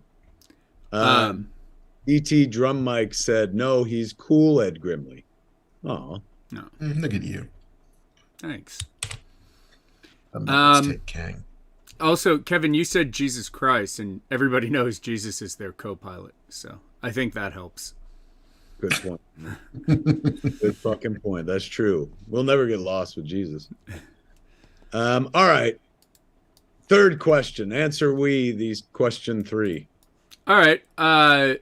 We may have done this in the past, but we'll do it again. Endless Music wants to know, what minor Star Wars character would you like to make a series about? What minor Star Wars character? Yeah. Porkins. Like pre-deaths, like pre-rebellion Porkins, or like joining the rebellion, or like I barely fit in my ship Porkins. How does a heavyset gentleman become such a key member of the rebellion? You know, I felt as a kid, I felt seen by that character. So for those of us who have had a hard time not stopping eating, I think Porkins is the hero we all need and want to see. Maybe he failed out of the Empire and shit, because they're like, you don't make the weight limit and shit. Like sometimes they bounce you out the army if they fucking do a surprise weigh-in and you're too heavy and shit. Maybe that's what happened to him with the Empire, and he's just so fucking mad he went and joined the rebellion and shit. And then he's fired like, fucking throw me out, call me fat, will you? Pew pew pew pew. R5D4 get a lot of action in the cartoons. He's in Mando now, though. He is what's her face from Clerks 3? She has him now. Amy Sedaris, she has R5D4. Yeah, because she like makes a motivator joke and stuff about him. That's right. And you can actually see they like painted on the like scorch marks from where he blows up earlier. Kind of dope. Look at that. Deep cuts. Somebody in chat was like, I guess deep cuts is anything over 10 years old. Yeah. In this fucking culture where we're now drowning in content, I say, yeah. Is it raining? I'm not sure, but it wouldn't surprise me if it was. Not out Marc's window. Yeah, look at it. Nice, clear, and sunny in that fucking room with a view. Fuck, Merchant and Ivory are both like, we'll never let the sun go down. All right, what about you?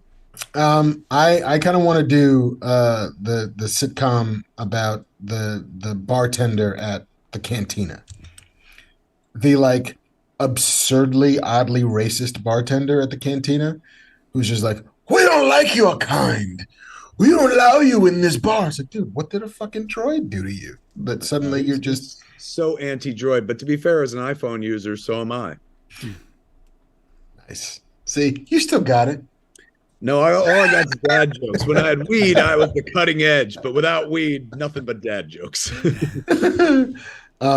Yeah, I think you could do like the All in the Family style sitcom with your kind of racist, a little loathsome protagonist, and all of the goodly people who come into the bar, including his friends and coworkers and whatever. So it's Cheers meets All in the Family with a droid racist at the center of it. You know, everybody loves droid racists. I like that, man. That's, you know, fucking, they used to say like the last people you can fucking make fun of is fat people. No, now you can make fun of droids. Apparently. We can discriminate against droids. Somebody wrote something cool in here, which was, I can't fucking remember. Now it's gone. But I was like, oh, that's a cool fucking answer. But away it went. Oh, Lobot. What about a fucking Lobot show, man? Find out why he started wearing them headphones and shit. What did he do to Vader that made him put those fucking headphones on? Or to Lando? He was just on his way to a fucking rave and shit. He was on one of those like quiet raves. Silent discos? Yeah. Silent disco. Whole fucking movie, he was at a silent disco. And he was like, what do you need, Lando? Yeah, whatever. But inside, he was like... Wait for it. What are we waiting for? The drop? Pretty good, man. You missed your fucking calling. Your DJ doesn't even need fucking 2 turntables or a microphone. Me and Michael Winslow.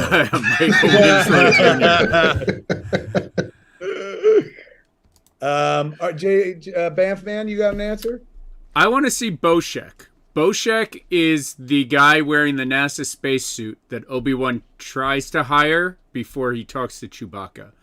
And I want that guy, I want to see the rest of that guy's life where he's like just going into different bars across the universe going, I could have been that hero.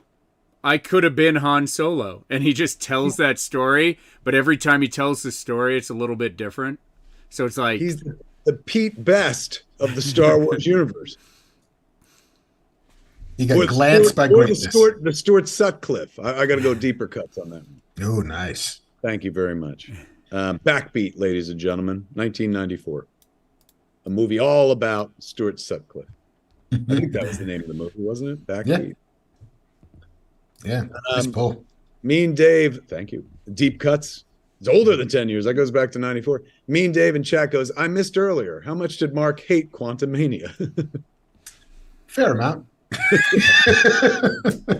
Yeah, again, Marc was so angry at Quantumania, all of the hair fell out of his face as he was talking about it. I just the jaw that I clenched for the last 2 weeks has just finally gotten rid of all my hair. I saw a news story this week where Tony Gilroy shouted out Clerks. Really? For Andor, because he was like, you know how in Clerks those guys were talking about like where the Empire came up with all this shit? He's like, we kind of ran with that. Yeah, it was like, fucking hey, man, you stick around long enough, people are like, oh yeah, he did a thing once. It's still shaping culture. You gonna watch Andor now? I feel like you have to. I watched like the first 2 episodes, 3 episodes, and then kind of fell behind. But now, absolutely, now I want to. When you talked about before, Boshek was in a NASA outfit. He looks like he's wearing like a traditional kind of human spacesuit. That would be a fucking show worth watching because it's like he came from Earth. And he was like, he's like Buck fucking Rogers, bro. He came from the deep future back into the past. Yes. Why not? Buck Rogers went to the future. This fucker went back to the past. He's like, we just started with space travel where I came from. What the fuck is all this? How did we forget a long time this? ago?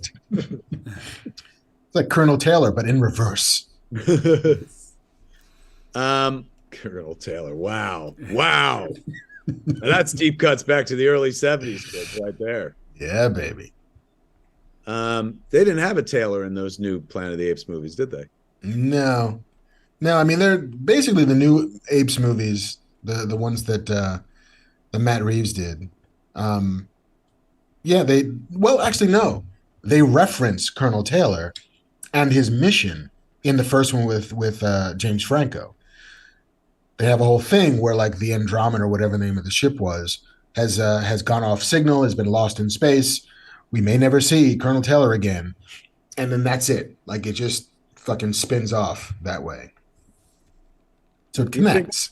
Now the Apes movies are owned by Disney now, right? Yeah, part of Fox. When do you think we get to see another Apes movie? I know they're making another one. They are? They are. Mm-hmm. Yeah. With what's his name?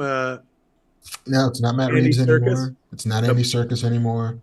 I think they want to leave the Caesar story behind. And it's like there's got to be more ape stories. There's a whole fucking ape world. I think it's called Kingdom, right? Kingdom of the Planet of the Apes. Kingdom of the Planet of the Apes? I mean, it's a mouthful. Kingdom of the Apes works just fine. You know, at that point, you don't really need the planet of part, but I guess that's a big part of their franchise and shit. Yeah, I remember pitching on that at this point now, like 4 years ago, I think. And I pitched a version that was mostly set in Vegas. I was like, I want to see what happens when fucking apes take over, when whatever zoo they had in Vegas gets taken over, and then, you know, all the people die. And so this ape stronghold is actually the Vegas Strip. It's like, that's fun. It's just like, are the worst vices of man the same as they are for apes? Luck being apey tonight. Her name is Zira. She was a showgirl. Doubt Barisha says Marvel just announced a new Apes comic book. So clearly the way is being paved. I mean, just in a world of like, you know, IP coming back, seems weird that we haven't had an Apes movie in a minute. Yeah. Everything old is new again. Michael Morales in chat is asking, can we have a pony show during Clerks open all night? No. Clerks open all night happens on March 10th, kids, at Smod Castle Cinemas. And we're going to watch Clerks, Clerks 2, and Clerks 3 between midnight and 6 a.m. in the morning and shit. It's going to be a good time. People are going to be there in their pajamas. It's going to be a pajama party. Wow. That sounds fun. Come on out March 15th to the 17th for the Ides of Marc. We're showing Dune, David Lynch's Dune. We're showing Streets of Fire. We're showing Flash Gordon. And then right after that, we're going to be doing the very first Fat Man Beyond at Smod Castle Cinemas. Yeah, the first one on the East Coast. We've never done a Fat Man. We've never done it before. Yeah. Tickets at smodcastlecinemas.com, kids. Don't forget Saturday night, March 4th, if you're anywhere near New York City, Cinema Village, Wrong Reasons, Josh Roush ends his tour right there at Cinema Village, man. 11 o'clock show. Tickets are like $5. How can you not go? For $5, you should buy a ticket, regardless of whether you're going or not. Just for the good of mankind. Yeah, heavens, man. Support DIY film, for heaven's sakes. If you're going to be in the Detroit area on Saturday, I will be there for Astronomicon with the entire Clerks world. Lots of Clerkses, lots of Mallratses are going to be there. Look at that. Jason Lee, Joey Lauren Adams, Jason Mewes, Kevin Smith, Harley Quinn Smith, Brian O'Halloran, Jeff Anderson. The list goes on. It's taking place at Burton Manor. Yeah. March 3rd through the 5th. I'm only there on Saturday because on Sunday, I'll be at Smod Castle Cinema showing Fat Man Beyond film series. Batman Mask of the Phantasm. Look at that fucking Dark Knight art, man. So beautiful. Damn beautiful. He always does such a nice job on our artwork. Tickets at So cool. smartcastlecinemas.com. And Marc Bernardin is going to be at Jay and Silly Bob's Secret Stash, a 26-year-old brick and mortar comic book store in Red Bank, New Jersey, doing a signing for his book, Adora in the Distance, as well as anything else he's ever worked on, man. Do you want to fan out about Quantumania? Well, don't go to fucking Jay and Silent Bob's Secret Stash. Come on down. Let's shit on it together. Victor Venn Diagram in chat wanted to know if I was planning to show Splinter at Kevin's Theater. What a great question. I was going to ask you that earlier. Can you not because of the thing? I mean, I don't know what I can or cannot do, and I can't promise that anything will or will not happen if one buys tickets to Fat Man Beyond on that Friday night. Ooh, well teased. I mean, we'll all be there, but I don't know. Well teased. Could be that we're all going to be watching a little bit of Splinter action, maybe. Could happen, Splinter, if you will. What's the running time down to now? We're at 15 minutes, including credits. Fucking A. Look at that. Marc wanted to make a movie by the time he was 15. He did it. We did it, you guys. We all did it. There it is, man. Yeah, with everybody's help. I remember that. Oh, yeah. Banff, man, you got anything you want to plug? Yeah, and I don't know. I'll just talk about it because why not? We are teaming up with the LA Phil again to do a lot of really, really cool stuff this summer. But on April 25th, they are showing... Let me make sure I think I can talk about this. Let me make sure I can talk about this before I ruin something and ruin a really good partnership. I think I can. Yes. Okay, great. At the Walt Disney Concert Hall, we did it for Home Alone back in December. They're going to be showing Psycho with live orchestra. And That's cool. Scum and Villainy Really? will be there. Strings.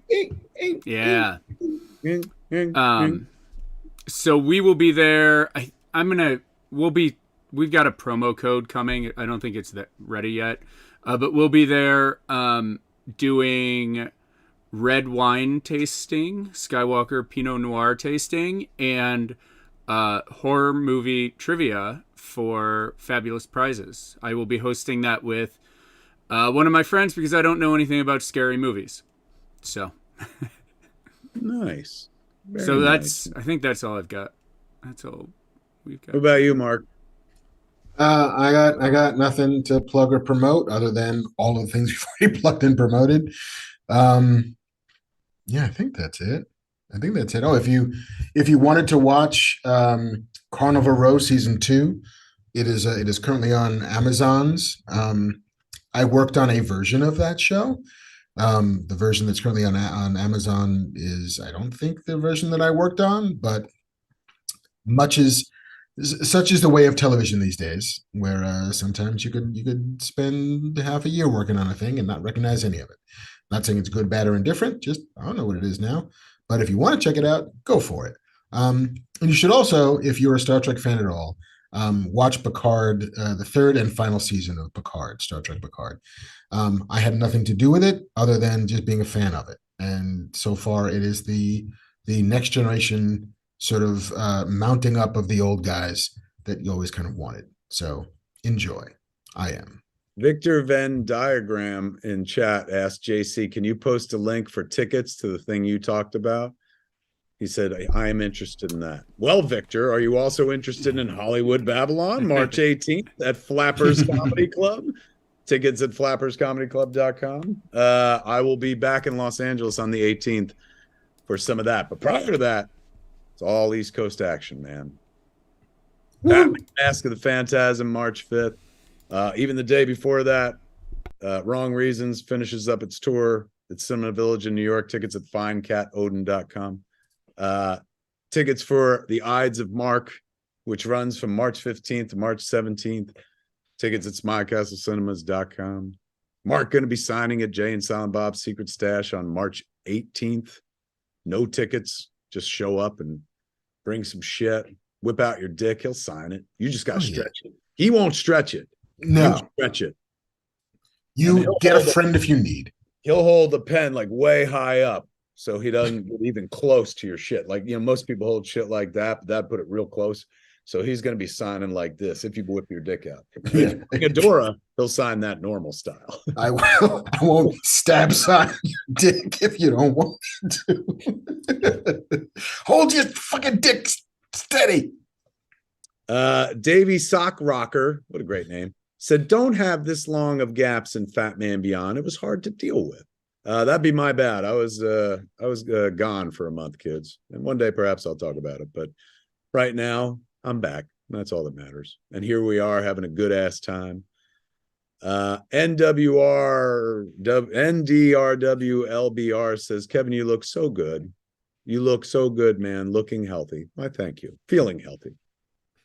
What was the line from fucking Trading Places? Looking good. Looking good, Lewis. Feeling good. Feeling good, Billy Ray.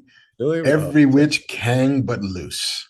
Have you watched You People on Netflix, the Eddie Murphy? No, is it any good? I haven't seen it yet, but I want to see it. Yeah, I'm currently too busy watching. The fuck is the name of this thing? Hold on, I gotta find it. I'm watching Your Honor. Have you seen Your Honor this season? No, or any is it? season? Good. It's a Showtime show. Holy shit! They did a show. It was like 2 years ago. They ran it, and it was fucking astounding. I was like, the ending is just such a fucking satisfying yet heartbreaking conclusion and shit. And I never imagined that they would do a season 2. I was like, this is a complete fucking story. And they found a way to do a season 2, man. It's been fucking really good. Bryan Cranston's so fantastic in it. The whole cast is great. What's that dude's name? Michael Stuhlbarg or Yeah. Oh, he's great. Oh, I fucking love that guy and everything. And he plays a fucking mobster in this. And he's like one of the least mobster dudes like in every other movie you've ever seen. But fuck, is he good in this, man? The whole cast is great. That shows the truth, man. Go check out Your Honor on Showtime. Yeah, I fell off of the Yellow Jackets wagon the first go round. So now I'm finally finishing season 1 in advance of season 2. Isn't that a great show? A fucking killer cast. And I just saw the trailer for season 2's coming up. Just in time. I'm getting under the wire. But don't forget tonight, kids. It's The Mandalorian is back. Mando. That's right. We're gonna see fucking dudes in armor flying and not taking their helmets off, or paying the price for taking their helmets off. Indeed. It'll be Spot the Pedro. See if you can find the one time he's on that set. JAT Bug says, Kevin quit smoking weed because he is on probation now for carrying on a plane. No.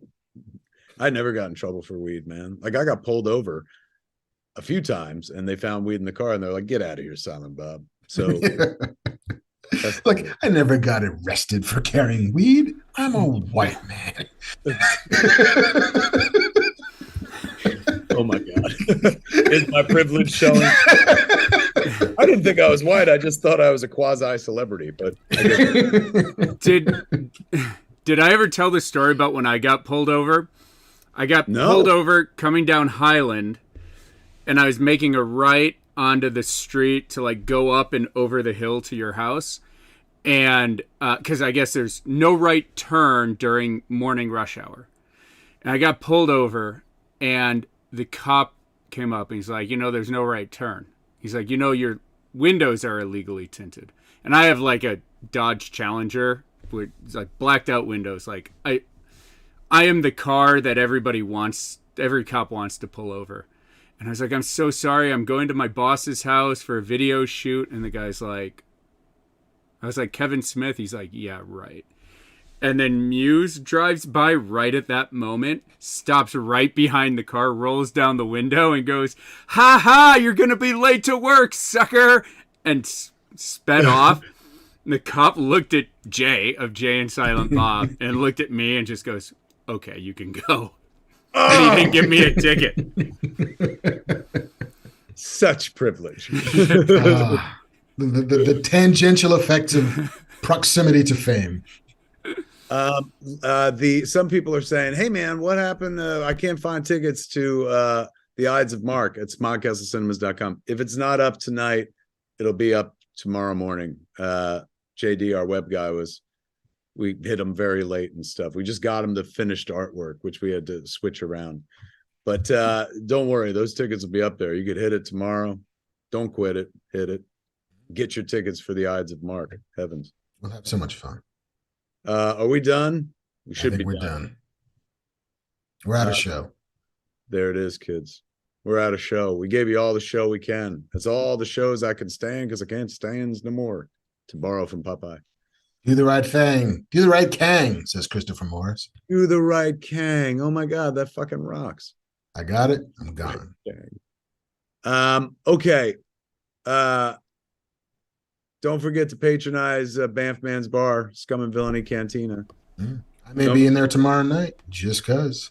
Who, you? Me. You're I'm having going? withdrawal from not being in fucking Scum and Villainy for the last 6 months. So you're just gonna sit in a booth and drink alone and shit? I'm just gonna get me some fucking tater tots and a Wakanda Forever and see what happens. I'll be hosting. I'm hosting trivia tomorrow, so come see is that Marc right? and I. Is trivia night? Mm-hmm. Fucking love that, man. Well, there it is, kids. There's your Fat Man Beyond for this week. We'll be getting back into a fairly regular schedule. Hell yeah. So don't you worry about what is on my mustache. Have I been doing a show with fucking shit on my mustache the whole time? I just thought it was the sparkle of lavender. It could very well be. Let's find out. It was. I think it is. Oh my God. Kids, this is just straight up Bulgarian lavender, man. I bought it on the streets for $100 a bottle. Did I pay too much? I don't give a fuck. Do they make the good lavender in Bulgaria? That's where the best lavender comes from, apparently. Yeah, man. I feel calm because lavender. It's like, yeah, no, I got this great Himalayan sea salt. Like all salt is sea salt, you guys. That's where it's from. Yeah, but the only fucking lavender in the world comes from Bulgaria. Like, no, that's not true. That's just a fancy 3-4 syllable word they put in front of lavender to make you pay more at Whole Foods, and it worked. They stopped making shitty Russian cars, and now they just export lavender. So calming. Excellent. So calming. There it is, my friends. Give it up for the guy who's in the other box, without whom there is no fucking show, Mr. Marc Bernardin. Thank you, sir. Always good to have you back. Give it up for Banff Man, without whom really there is no show. Me and Marc are just talking to each other on fucking iChat or some such shit. We're just having a Zoom. We're just zooming at each other. Who's zooming who? It'd be me and Marc. Thank God, JC makes sure that we're all fucking seen. And somebody said you look like Jim Jeffries tonight. Nice. Yeah, it's not a deep cut, but a good cut. No, it'll work. Emo Alfalfa may win the evening, though. Although it doesn't make sense. Yeah. It's hardly emo. Kool-Aid Grimley. Kool-Aid Grimley may be the winner. Don't forget, like Marc said, go see Quantumania. Please. They need all the help they can get. Yeah, those Marvel movies, those independent films, boy, they can really use your help. And there it is, folks. There's your Fat Man Beyond for this week. For Fat Man Beyond, I'm Kevin Smith. I'm Marc Bernard. Tune in next time. Same fat time, same fat channel, smodcast.com or youtube.com/Kevin Smith. Jeff's a kiss, ladies and gentlemen. Good night, kids. This is from the cat. Greetings, everybody, and welcome to the AKA Ask Kev Anything. Every saga has a 10-year anniversary, ladies and gentlemen, and this is what happens when Jay and Silent Bob get old. I'm Kevin Smith. Cheers,